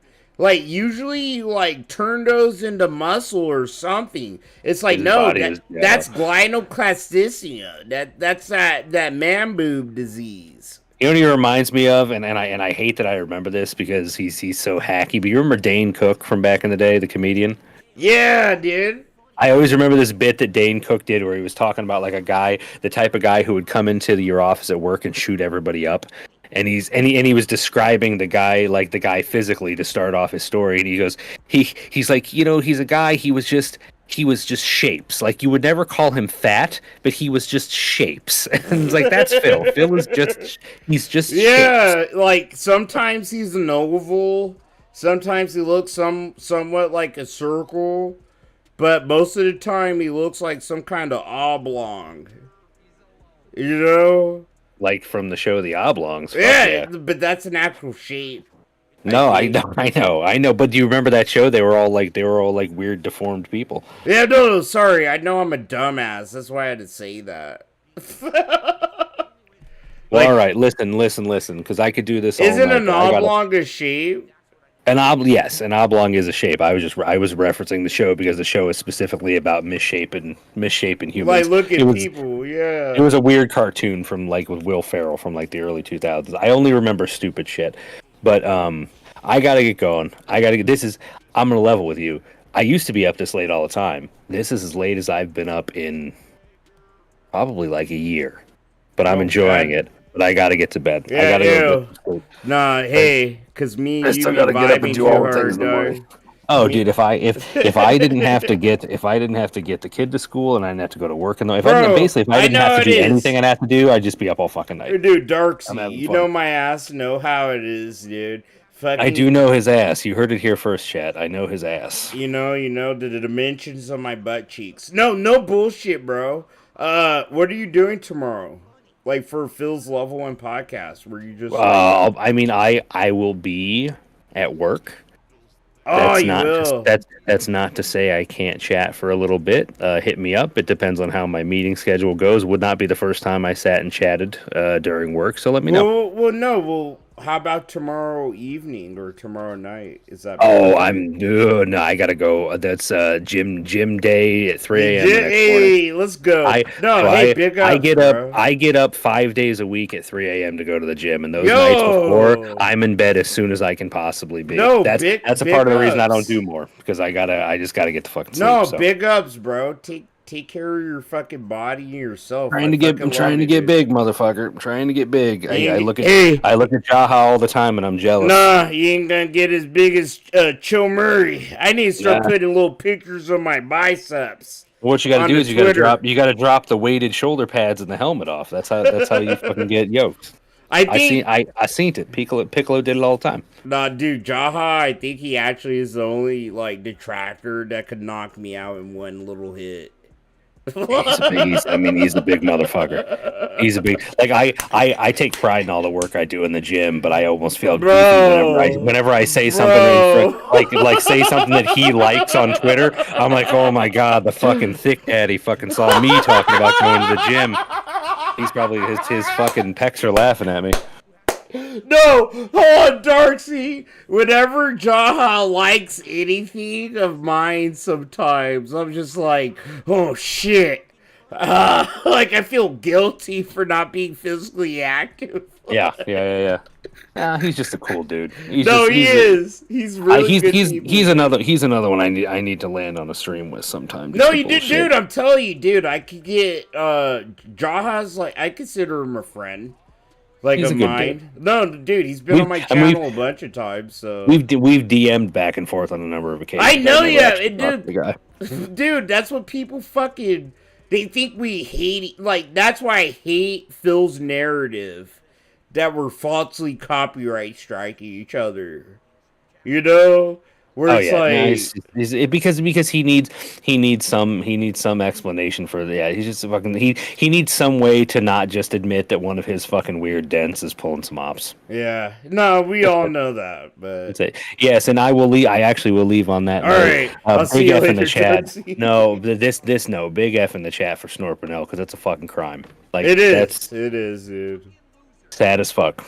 That's going back to my earliest memories of the Vortex was watching Snorpernell videos. So no, me too. No, a lot of us bro, 8 years. Mm-hmm. 8 fucking years, dude. Snort was able to survive a lot of shit. Yeah. Yeah. So. All right. Well, thanks for letting me jump in. Bro, don't say thank you. I'm gonna hit you in the face. We Don't covered say a thank fucking you. we covered a fucking range tonight. We went from Dragon Ball to Fist of the North Star Don't to ever, dude. childhood trauma, Final Dude. Fantasies 1 through 12. We're We were fucking all over the fucking boys, place. nigga. We're fucking boys, dog. You know, don't ever say thank you. Literally, Well, just come in my I'm gonna chat. say thank you to the good boys and girls in chat who hung out Yeah. too. You guys are all fucking great. Yeah, literally, It's fun whoever to like sat here and listened to me and Darksy just sit here and be a couple of weebs. Yeah, remember when this was a Final Fantasy V restream 2.5 hours ago? Does anyone else remember that? Bro, I'm actually gonna cover some of the quantum context for some people. If you are in the chat and you do not know the Quantum TV story, I am a person who doesn't really fuck around with any other lolcows because none of them interest me as much. But I will say Quantum and the Quantum TV saga from last year it hooked me almost as much as any of Phil's major sagas do. If you don't know and you got time, sit around and listen to Chill tell you about Quantum TV. It's worth it. Yeah, no, like low key plug my fucking old videos. Literally, just watch my old videos. I covered the whole shit. I even sat here and made fun of Rich, and he's still like he's still cool with me, dude. Like, it was a whole drama. It was a whole saga of fucking bullshit. And you know, I'm sorry Darksy has to go, cause dude, Darksy, low-key, you're the only other dude in the Vortex that knows as much as me about the quantum shit.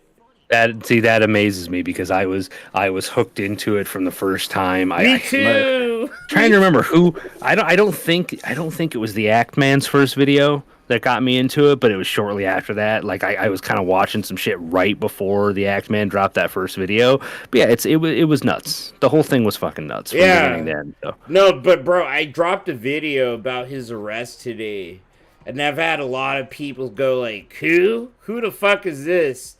And it's like the best way I could describe Quantum is imagine DSP during the "This Is How You Don't Play" era. Yeah, that's actually a really good way. Yeah, yep. Like that's a bet. That's why he triggered me so bad, and I started making videos about him. Like I made videos about Quantum before DSP.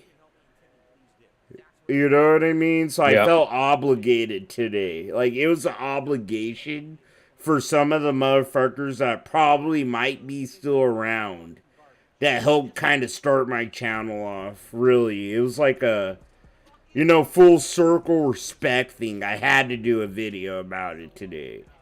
I know we were supposed to go through that, but I'm gonna let you do it by yourself. So I will catch you later, brother. All right, brother. Have a good night, my friend. It was good fucking talking to you, Darksy. Yo, my guy, you need a fucking dude. You know you can swing through whenever. Oh, I know. I did it tonight. I jumped in and said, put me in, because you're fucking talking. You're trying to big up the fucking tournament of power to me, and that's not going to happen. Bro, no. We need to continue this discussion later. All right, we're gonna, but I got to get at it. I got to go. All right, go away. Bye. Peace. Love you, dude. Yo, big ups. Fucking Darksy to Phil.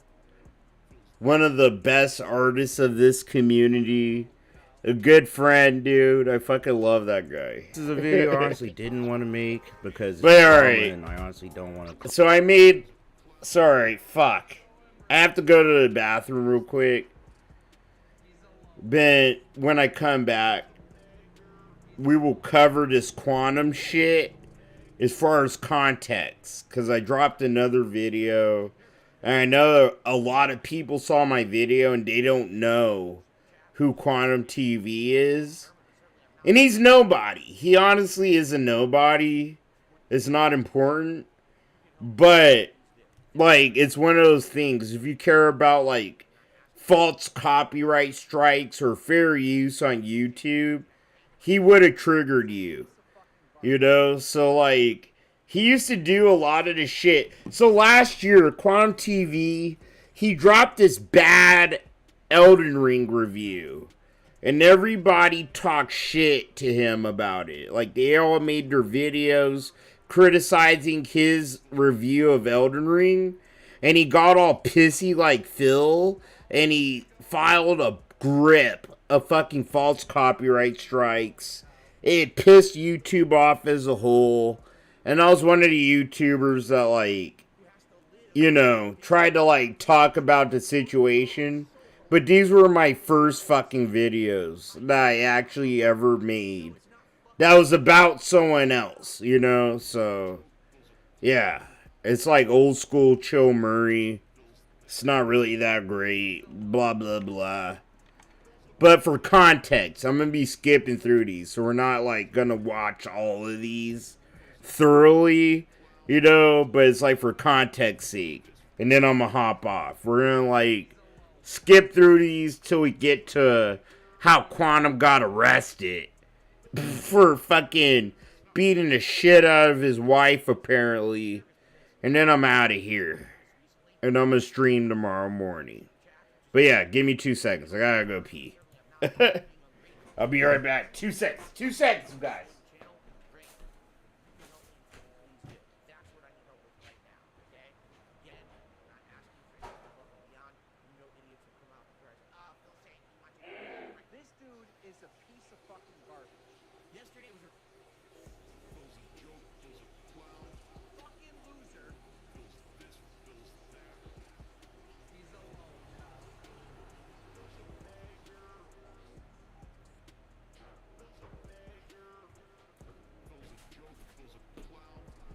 Alright, fuck. I'm back.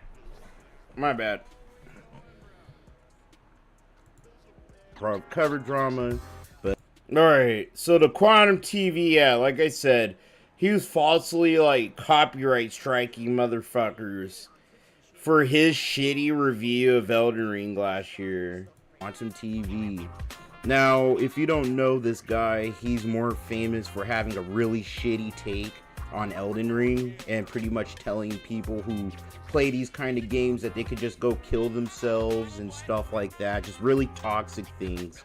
And you're gonna see, like, sorry, I'm like cringing at my first videos, so I'm gonna bro, like, literally, yeah, these are my first fucking videos I ever did. Like, legitly. Video pretty much taking on his bad take of Elden Ring. Called him out for all the crap takes about it. And, but yeah, this 15, 16-year-old kid was one of the first people to call this guy out for a shitty fucking take on Elden Ring. And he tried to falsely copyright strike this kid Mischief. He's like a 16-year-old kid, probably 17 now. He lives in the UK, you know, like, he's pretty chill. I talked to him a few times. But yeah, Quantum tried to falsely, like, take his videos down. And, through luck, and by actually opening his mouth, he got, like, Actman and a bunch of big YouTubers to, like, notice this. And, like, falsely copyright striking people on YouTube as a whole is a no-no. Like, it's a no-no. Whether you're, like, a DSP detractor, or you're, like, just some nobody talking about video games. It's just, like, a no-no. You know? It's one of the unspoken rules of being a YouTuber. And that's, like, you know, falsely copyright striking people because you don't like the video they made. But I have a fucking playlist. I'm not gonna watch through them all because honestly, they made me cringe and they're my first videos. But yeah, I dropped one about Quantum today. I watched the last one I made. But yeah, 2 of them I even criticized Rich. I legitimately went in on Rich because he was trying to insert himself into it. And then he tried to act like a little crybaby when YouTube fucking age restricted one video. I've had hundreds. Not hundreds. I've had tens and tens of videos get age restricted. And Rich got one age restricted. And he had a whole bitch fit. Like, Yeah, boy. yo, what up? It's your boy Chill Murray, and coming at you with a fast video. Yeah, nah. Days ago, it looks like he's going back to his regular content, you know, doing video game stuff. He did a video about, you know, yeah, nah. These videos suck. I'm not gonna go over it. My videos suck, bro. So my first videos covering the Quantum TV drama. I'm sorry. So, like, yeah, today I had to bring it full circle and talk about how the guy need every dollar they can get. There's a fucking, you know, he got arrested like a week ago. He got arrested a week ago for domestic violence, first-degree felony. Which, you know, a first-degree felony, you almost always have to serve jail time. Unless it's like one of your first offenses, you're gonna get a bunch of fucking like probation and, you know, a bunch of shit. So, and he pleaded not guilty. Yeah, no. I'm gonna plug myself. You could go watch my Quantum TV playlist or go watch the video I dropped today. But no, I'm not gonna spend a whole stream talking about Quantum. Nah, I don't care that much. But yeah, that fucker's drama started my channel off. I won't lie. I know. Wait, is Rich? Hold on, bro. Of course, Rich made a video about it. You want to know what I think is funny? I love Rich. I consider Rich a friend at this point. He's the only low-cow that I actually like. He really is. Like, I like him. He likes me. We respect each other to a degree. I got a video out about this drama before he did. I got a video out while Asmongold was just streaming. He did a little fucking video while he was streaming. I actually was one of the first YouTubers. No! When is Chill Murray gonna get his fucking tulips and roses? No! When am I gonna get my goddamn award? My big ups. I was the first motherfucker, one of the first motherfuckers on YouTube to drop a pretty good video about this fucker getting arrested. My thumbnail's better than Rich's. Hold on a second. Rich has like over 1 million subs. We covered the same subject, and I have a better fucking video than him about it. Get the fuck out of here. But you know, I can't hire an editor like he can. Nah, Rich. Shots fired, Rich. Shit. Thoroughly tickled. Shots fired, Rich. Shots fired, Rich. Rich, you didn't even edit this, dude. Jay did. And that's what kind of irks my nerve, bro. You try to insert yourself into everything, bro. Literally, the Quantum TV shit had nothing to do with you. And you self-inserted yourself so hard into it that you're actually a character in the drama. And that's big ups. It's actually a good job, bro. Fuck. I'm not gonna put it in a bottle and breastfeed it to you. He's back. He's not back. He's not back, bro. He's back. I feel like I covered this better than he did. But, you know, I like Rich. So whatever, dog.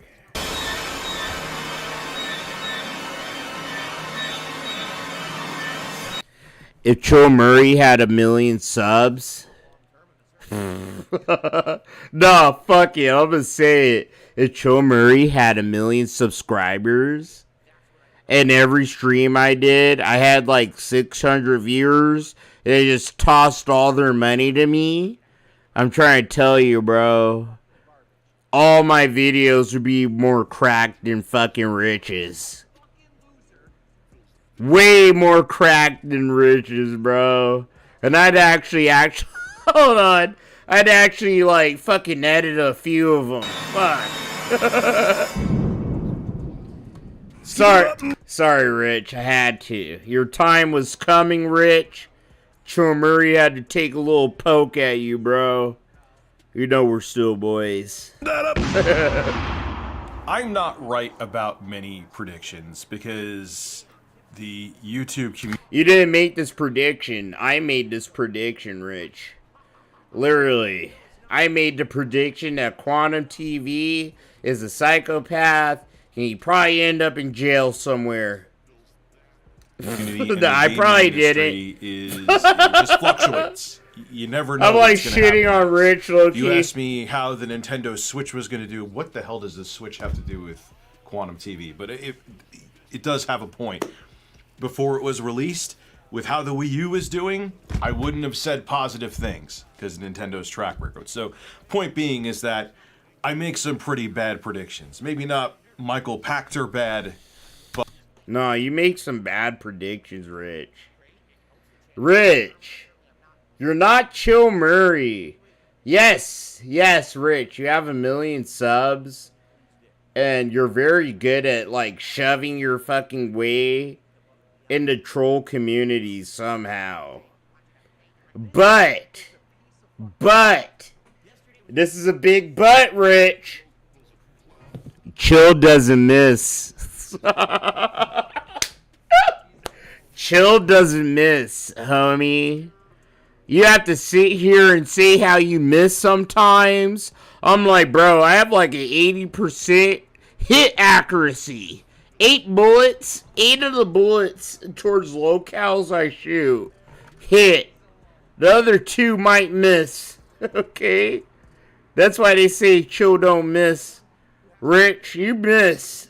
But, you know, I'm also not. Like, you're a low. But I knew that things were not going to end pretty for them. One of them was Chris Chan. Do I need to eat? Bro, I want to be mean. I want to be a little bit, like, gatekeepy and mean. But I feel like Rich just found out about Chris Chan within the last year. I feel like Rich didn't really know much or didn't know Chris Chan at all. I feel like Rich is trying to, like, fucking make fun of every locale because it insulates his actual trolls from him.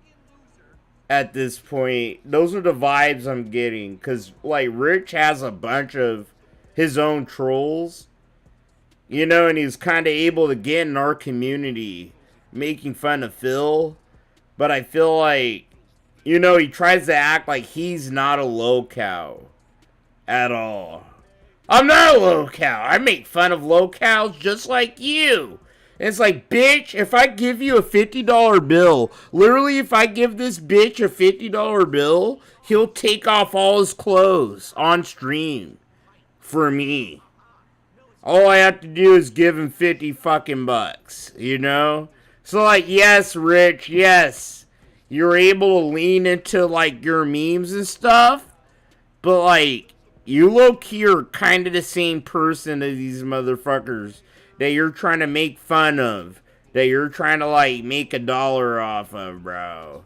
Literally, you try to talk shit about people like me, Rich. Just like Phil used to say, I'm a basement dweller. All I do is sit in my mom's basement, and I don't do nothing. But as soon as you saw that I'm correct, and all the people on my side are correct, you change your tune very quick. So it's like, no, Rich, he gives me some praise, but, like, nah. Even say anymore how that Nah, ended. Rich. No. And Come on, another bro. one was thoroughly tickled Quantum. And his own viewers are starting to hate him for it, because all he does is drama videos. You know, and it's like, it doesn't fit him. He does nothing but drama videos, and it's like, alright. Oh, sorry, I had to actually burp. It's like, alright, Rich. Like, I get it. I get it. But chill a little bit, bro. Maybe you should start talking about tech. Maybe you should, maybe. Rich should review, like, a game or two. You know? Or a piece of hardware or two. He's trying too hard to be a drama channel, and I'm starting to actually, like, acknowledge those vibes. You know? He has the right to do whatever the fuck he wants at the end of the day, but, you know. TV television. I just knew that there was something off about this guy, more so than him just being a narcissist with a huge ego. With all the things he said about the LGBTQ community, with the... Fuck you, Rich! Rich! Do I have to do this to you? Do I have to treat you like you're Phil? And pull up the videos I made about you? And things you've said? Rich, you're acting like you're an age of, like, marginalized groups. But literally, bro, when you had one video age restricted, you latched on to the fucking racist conspiracy theory that trolls planet in your head that Quantum didn't get banned because he's black, and you got a video age restricted because you're white. Rich, I will do it to you. I made a whole video about it because we all know you're fucked off saying that. That was out of pocket, Rich. You're not a victim of Quantum TV. You're not. You're not, Rich. At the end of the day, you're not a fucking victim of Quantum.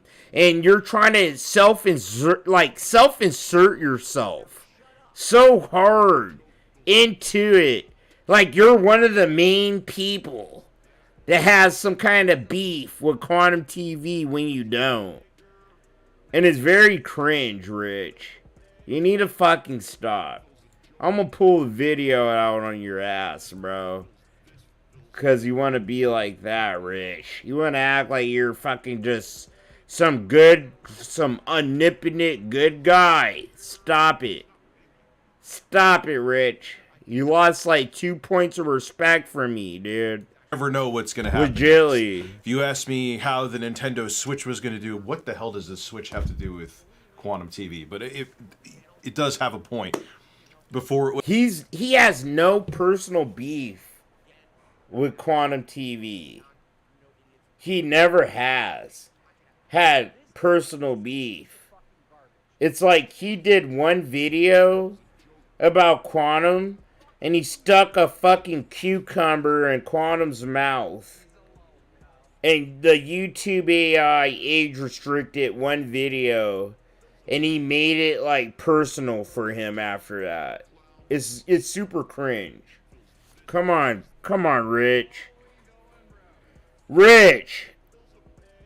Rich, I like you. Out of all the locals, I fuck with you, bro. But I'ma still call you out. This is very fucking cringe, bro.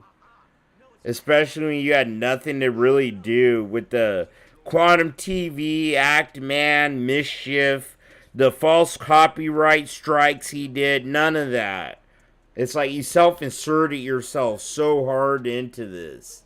Dude, it's cringe as shit. Was released with how the Wii U was doing, I wouldn't have said positive things because of Nintendo's track record. So, point being is that I make some pretty bad predictions. Maybe not Michael Pachter bad, but, you know, I'm also not Dionne Warwick of the gaming industry either, so there's that.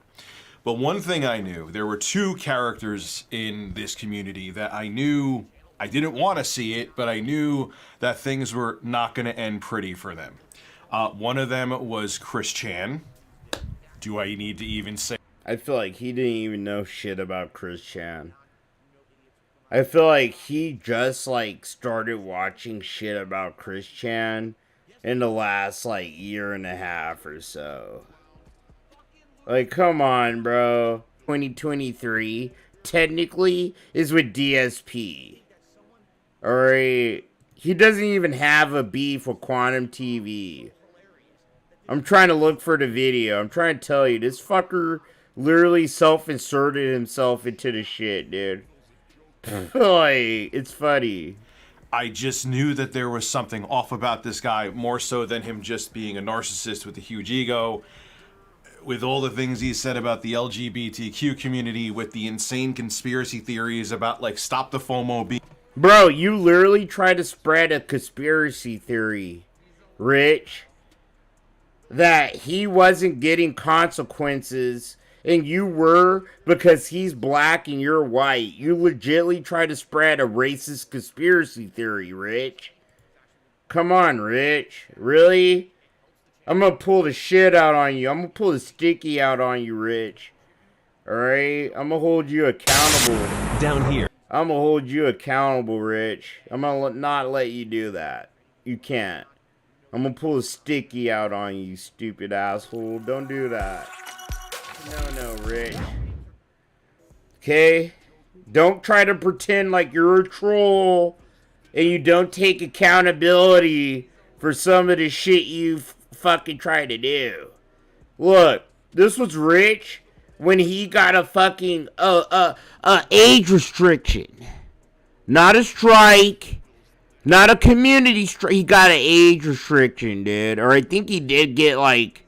No, he did get a strike. He did. But it was his warning. Because on YouTube you get 4 strikes.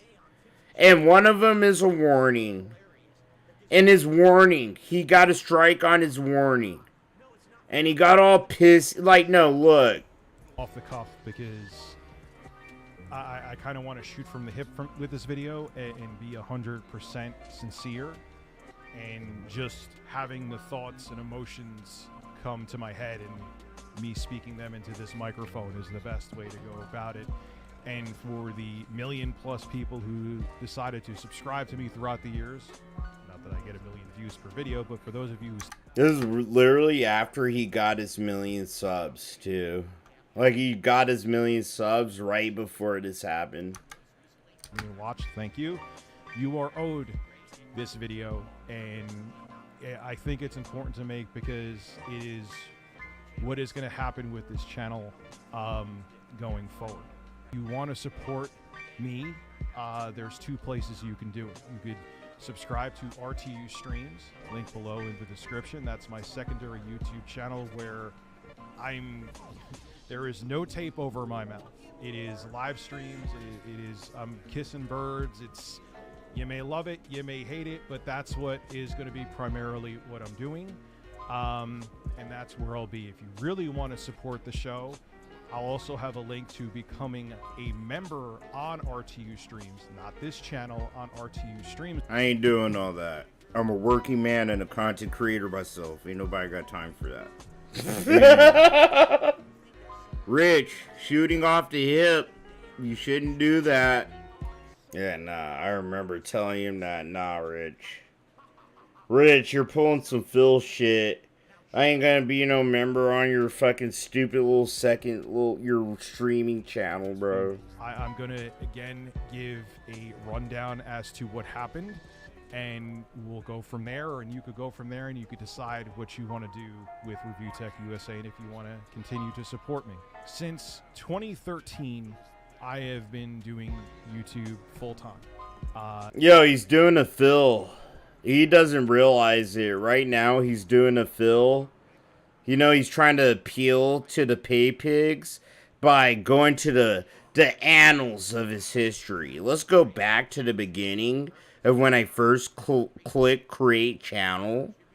And you guys first saw my channel. You know, it's just like, if fuck. I'm still here in June 2023, I will have been full-timing YouTube for a decade. Alright, I'm gonna fast forward this. He's all in his feels, reminiscing about where he was and where he is now. You know, like all the big YouTubers do. Alright. Genuinely passionate talking about, I can no longer talk about. You know, a lot of people, like my editor, I understand his point. He's like, Rich, you don't deal with demonetization that often. You don't deal with issues that often. I'm like, yeah, I know I don't. I don't because I hand pick the things that. And fuck this. I can't believe I even did a video about this, dude. Rich just had a bitch fit. He literally had a fucking crying fucking fit like Phil. Because he couldn't monetize one video.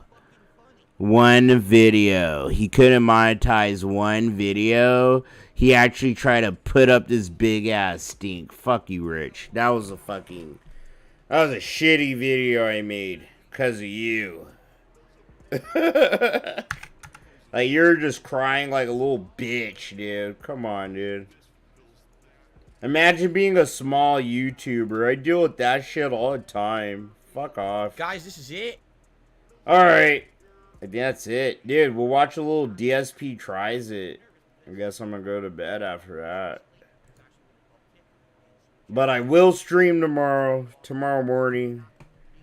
I'm not editing shit for like another week. So if you're expecting a video, I'll probably have another video like next Monday or some shit. But right now, the way today Hello, went. everyone, and good evening. Phil here. And tonight. The way today went, I like did 2 videos about 2 different things. I'm done for today. You know, I'm done for like the rest of the week actually. My videos aren't really worth me like pouring all my energy into all the time like I usually did. I finally learned that. And it sucks. It sucks to say that, but you know, gotta play the game, bro.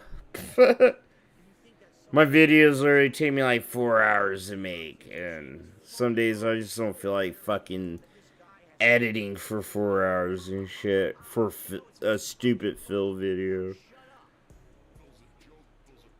Fuck, where the fuck was I? I'm fucking drunk.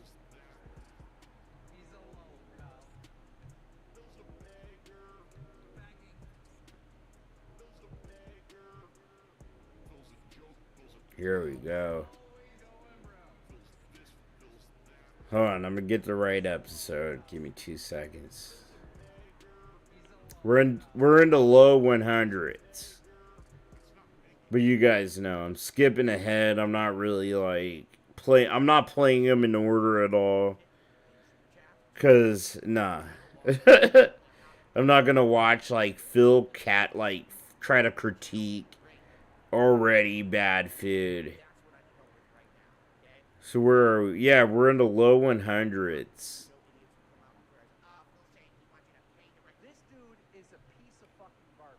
I guess we'll start here. Burger King grilled dogs. We'll probably watch like 3 episodes. Hello everyone, and welcome to a new DSP Tries It. This is actually one people have asked me to do for a couple of weeks ever since Burger King launched their grilled dogs in... There's always something not working right, dude.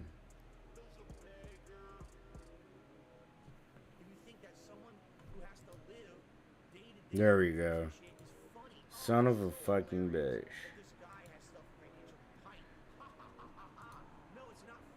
In late February of 2016, finally had a chance to head over there after getting some coupons in the mail for them. And so we're going to try them out. In fact, there's 2 varieties. There's a classic and a chili cheese. I'm going to try them both and let you know what I think. Now, just for up front, and for I remember when Burger King released the hot dogs. the chili cheese costs $2.29, so an additional 30 cents for the chili and cheese. I'm honestly not sure what comes on each one. We're going to find out here as I take them out of their bags to begin with. So each one, as you can see, comes in its own individual bag.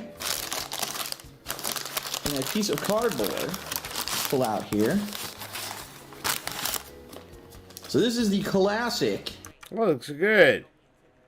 Looks like it's a basic hot dog. Ketchup, mustard, relish, fucking onions. It's their classic hot dog. You don't need this fat asshole to like try it on a video that's sponsored by Machinima to fucking tell you that. Classic. You know what? Like, really, his content was always trash. Do you really need some fucking slob telling you how a hot dog with cheddar cheese and fucking chili, or, you know, it's a hot dog? Phil, what are you gonna tell me that's that different? Shit. Such useless content. So this should be interesting. And this just looks like standard shredded cheddar that they've melted on top of the dog.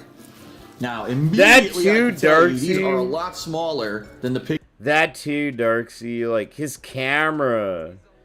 Like, the way he handles the camera is so trash.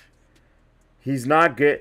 But that's the thing, it's Phil. You know, Phil doesn't... I don't know how to say it without sounding pretentious. But Phil doesn't appreciate cinematography, you know? So he doesn't know, like, how holding a camera at certain angles, it makes a better shot and shit like that. Pictures on TV and the pictures in the advertisements. These look like standard size hot dogs, principally if you went to say... Like, Phil pretty much worked off, I buy expensive camera.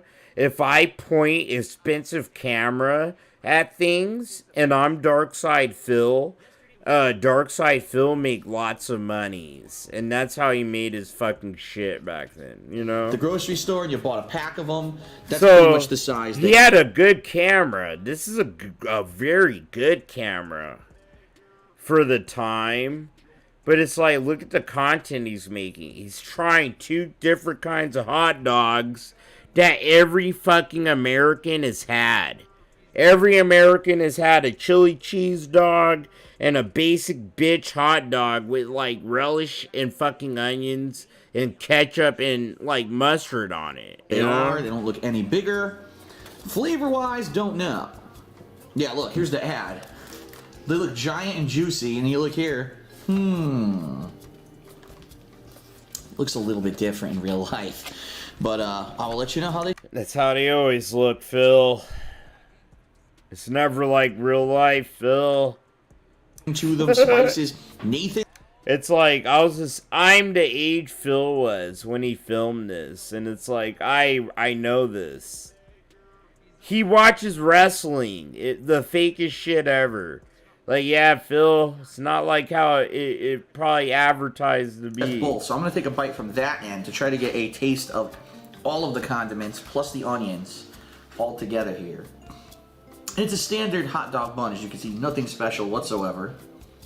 Yo, he had to snort sacks then. What? People are like, they're talking about the snort sacks. But it's like they always been there, dude. The puffy cheeks. The puffy little fucking cheeks and shit. The snort sacks. Those always been there. And this is a good clip. And this is like from what? 2016, 17? 2017? Right? It's like, this is Phil. Alcoholic Phil. Sorry, those snort sacks. Alright. You could really notice them in this video, dude. Yo. That cheap ass chain he's wearing. Oh, shit. I'm so far gone. I'm just sitting here like, yeah, look at that chain. Look at that cheap piece of shit he's wearing. Snatched that right off his neck. It's not... Bro, if Phil lived in the hood and I knew Phil, I would have snatched that right off his neck, even if it was worth like $3. Just because he's a little bitch. Not bad. It tastes pretty much, quite honestly, like a standard hot dog that you would eat off the grill. Although I'm not tasting too much of a grill flavor. I get a little bit of it. But it might be because also all the condiments that they put on the dog. Keep in mind, Burger King does cook everything on a flame broiled grill. They don't fry it. It actually has a grill, so you should have, you would think there'd be maybe grill marks or something. This dude is a piece of fucking garbage. Yesterday was a Phil's a joke, Phil's a clown. Fucking loser. Phil's this, Phil's that. He's a loco. Phil's a beggar. Phil's a beggar. Phil's a joke, Phil's a clown. Phil's this, Phil's that. Always going broke. Phil's a beggar. He's a loco. Phil's a beggar. if you think that someone who has to live day to day on tips and shit is funny, oh, so hilarious that this guy has stuff financially tight. Ha ha ha ha ha. No, it's not fucking funny. Let's have it. I'm gonna give it another bite.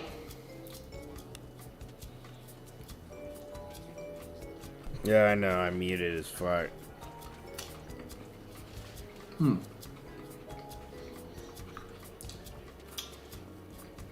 Pretty good. Oh. It's not dry, which is good. I was nervous that they would overcook it and it would actually be a little dry. It's not. It's actually pretty juicy. It's got decent flavor. I'd say it's on par with like a middle of the road kind of hot dog, like a Hummel's or something like that. It's not. It doesn't have that overwhelming like flavor like Nathan's. Like Nathan's. Like, I like how he's, like, judging this hot dog like he actually could taste the difference between each bun. Like, each brand of hot dog and shit. The fuck out of here. But it's not bland either. It's kind of middle of the road for me. So,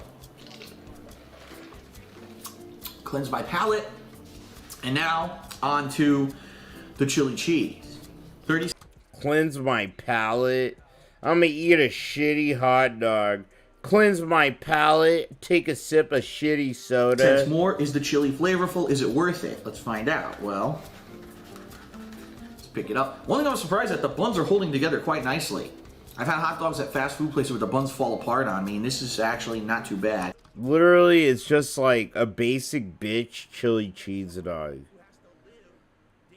Like it is. You don't need this fat, stupid oaf to tell you how it tastes. All right, so I'm gonna take a bite from this end because this has the most chili and cheese on it. Let's see what it tastes like.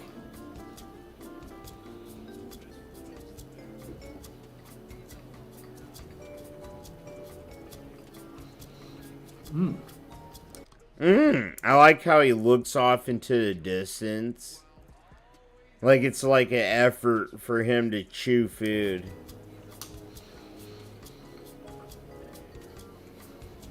Like he actually has to work hard to chew this food. Like his teeth are made out of fucking like paper or something, dude. Like nowadays, it looks like it hurts him, right? Like he looks like he's in pain when he's eating food. But like back then, you could see the foundation of it. Like he looks uncomfortable as shit eating a basic chili cheese dog. Well, first off, not a hot chili whatsoever. There wasn't even a bit of heat in the chili. It was a meaty chili. I tasted a lot of meat and flavoring. Yeah, that's what I said over Dodge while I was muted. Yeah, they put this shit through a fucking little thing and it shoots flames and smoke at it. And then, like, the meat drops into a little holding tray. You know, that's how they make the meat at Burger King. The fucking food at Burger King isn't, like, cooked on a flat top and shit like that. They put frozen patties on this conveyor belt. And the conveyor belt pulls them into this device that shoots a bunch of fire and smoke at the shit. You know, and it puts these little stupid artificial little marks on them.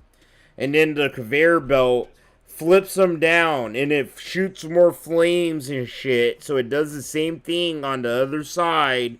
And then the conveyor belt shoots them into this like holding tray. And that's how like Burger King food is made.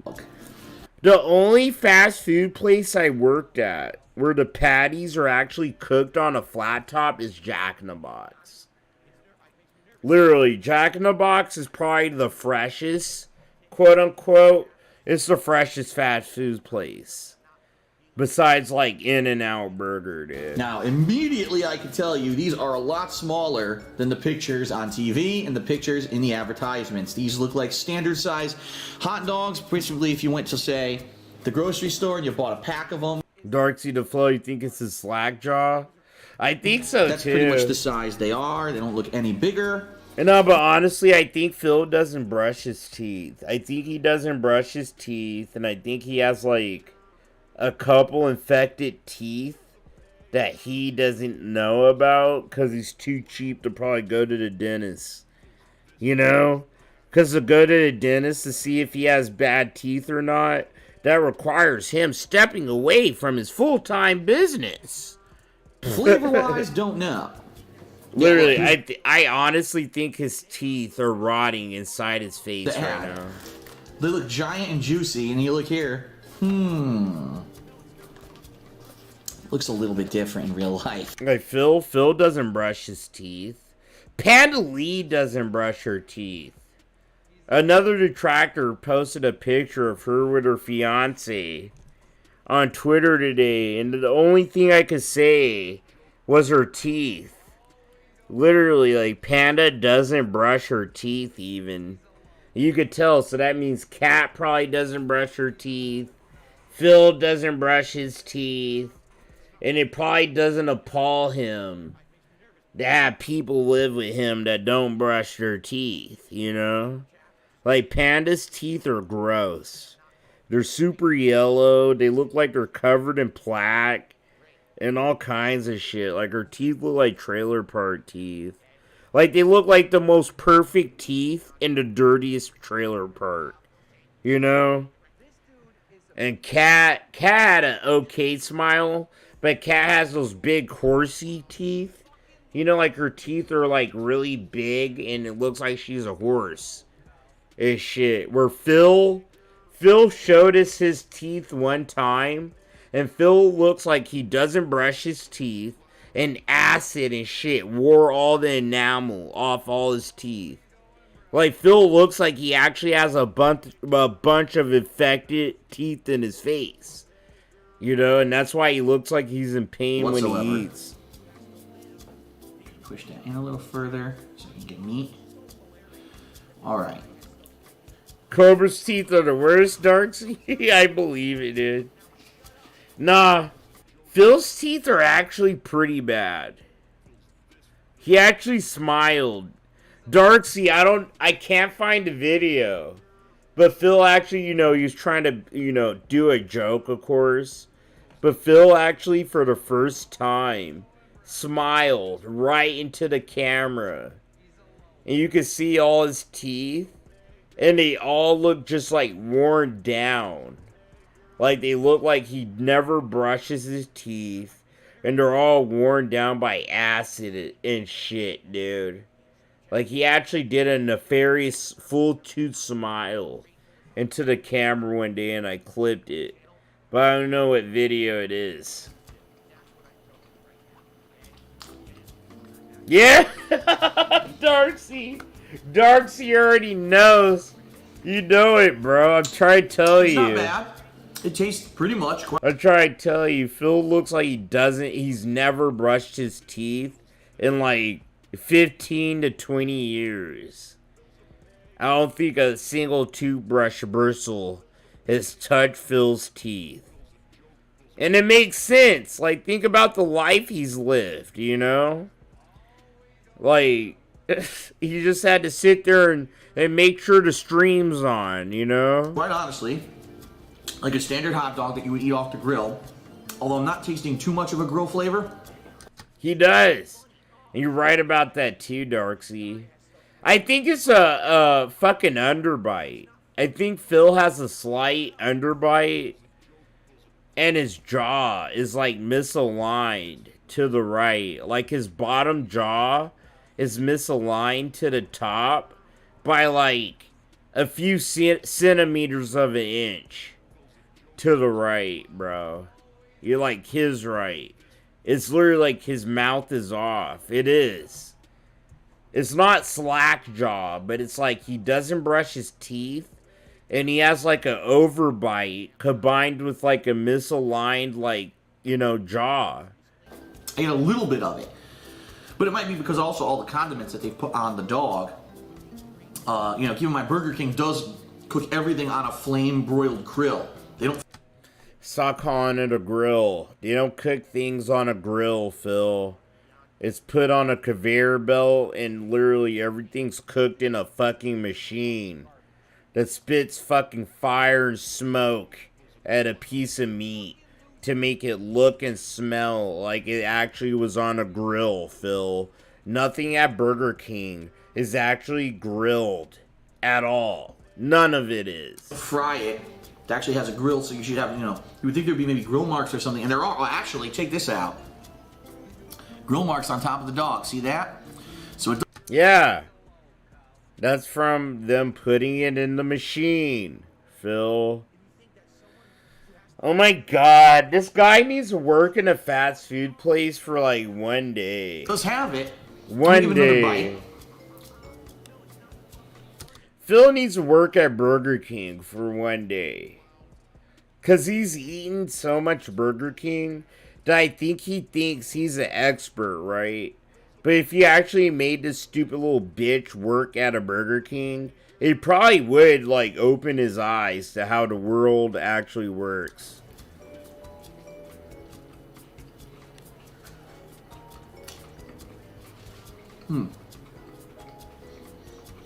I know, Elder. Pretty good. Feels stupid as shit, dude.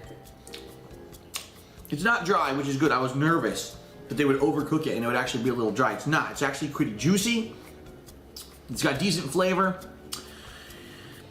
I'd say it's on par with like a middle of the road kind of hot dog, like a Hummel's or something like that. It's not. It doesn't have that overwhelming like flavor like Nathan's, but it's not bland. Bro, like he actually knows the difference between a Nathan's hot dog and some other hot dog. Like, I'm pretty sure the Phil's inept, stupid, retarded ass that just likes putting everything in his mouth. A hot dog tastes like a hot dog.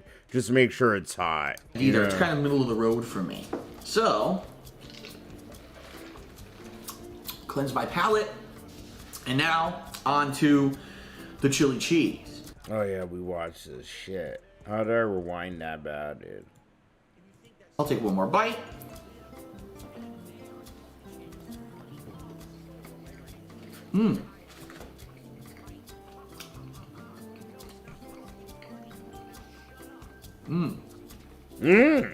I like that. So here's the thing. When I go to fast food, I'm going there because I don't want to cook. If I can cook something easily at home that ends up being as good as or... You can't cook anything, though. You can't cook, Phil, and you have never cooked for yourself, really, bro. Like, this review is irrelevant to the actual common man. If I was to do the cook this, like, you fucking little spoiled bitch. You would never cook anything for yourself, Phil, ever. better than what I could get at fast food, then why would I go to pay fast food prices, right? So for example, hot dog, $2. Literally, this fucker considers breakfast a toasted bagel with cream cheese on it. I make fun of him all the time for it, because he actually calls that his breakfast, and he cooked it. He actually says literally, if you go, hey, Phil, what did you cook yourself for breakfast? I'm trying to tell you, mark my words, Phil will tell you, I toasted a piece of bread, and then I put a bunch of shit all over that toasted piece of bread. You know, and then he might come up with an excuse why he probably couldn't cook an egg for himself. For this classic dog, you can buy a pack of 10 to 12 of these at the store for like $4 or $5. You can buy your own buns, you can buy your own condiments, and probably for about 50 cents, you can make this hot dog at home. Now, you may not have a grill, maybe you gotta use a frying pan, or if you have a grill in your back. Phil, you wouldn't do any of that. Shut the fuck up. Ugh. You can easily make this, no problem, and it'll taste the same. This, however, that chili which needs to slow roast. Bro, I'm from the fucking streets. You could literally take a bar S hot dog, throw that bitch in the fucking microwave, dude, and just slap it in a piece of bread. Slap some condiments on it, some toppings if you got the juice to do it. Bam! Hot dogs. I don't need some suburban rich fucking stupid asshole telling me shit about hot dogs. Right? You need Hot dogs, that's a fucking ghetto food, Phil. Literally, that belongs to the streets, bitch. You rich little fucking assholes took the ghetto food and you try to implement it into your rich people sports games and your rich people cookouts. No, when the hot dog was literally how the broke man got by. have a pot that's simmering the chili in order to get the flavors you get out of that. That's different. Because that's not only a grilled dog, but you get the chili flavor that really tastes good. You can't just buy that in a can. It's not going to taste the same. So, in my opinion... Yo, Elder, you better be eating more than hot dogs. I'm not knocking what you're eating. But you better mix some more than just fried hot dogs in the morning. You're going to ask me which is better. I'm going to say 100% get the Throw chili an egg cheese in there. over the classic.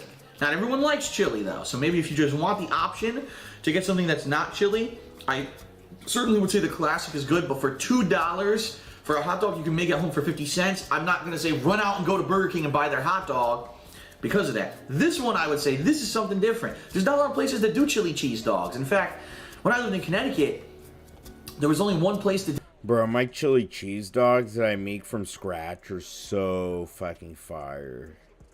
Man, Phil, I'm done. And they were a local place. It was I think this is my limit. Restaurant. It wasn't like a chain. But you know, who does it? Sonic does chili cheese dogs, and maybe like one other like nationwide thing in the United States does them on the regular. I think this would actually get people out to Burger King. I do, because it's something different. So overall on the rating scale, I'm gonna give the classic dog at Burger King a 2.5 out of 5. Right in the middle. Because it's not great, it's not bad, it's something you can make at home. If you don't want to cook and you want a hot dog, go get it. If not, just make it at home. You're going to make yourself a big savings for the same flavors. But this is actually pretty damn good. Juicy dog, grilled flavors, simmered chili with the melted cheese. I'm actually going to give the chili cheese dog I'm going to give it a 4 out of 5. I actually think it's that good. Only thing... Obviously, if it had like something to kick it up a notch, maybe if it had like a little bit of bacon on it or something, like bacon crumbles in there, or maybe, you know what I really like on a chili cheese dog sometimes? Fried onions. That would be... Alright, I'm done. Fuck it, Phil. Fried onions. Good thing to put on there. Then it would have been like a... So, I actually like the price. Oh, fuck out of here. Alright, I'll be here tomorrow morning. I need to get some sleep, dude. I've been editing videos all fucking day. I'm mentally drained, honestly. Like, I really am. I'm gonna get something to eat and go to fucking sleep, dude. But I will be here tomorrow. We're gonna stream. I'm done doing videos for the rest of my fucking vacation, alright? When I go back to work, things will go back to normal where I drop probably 2-3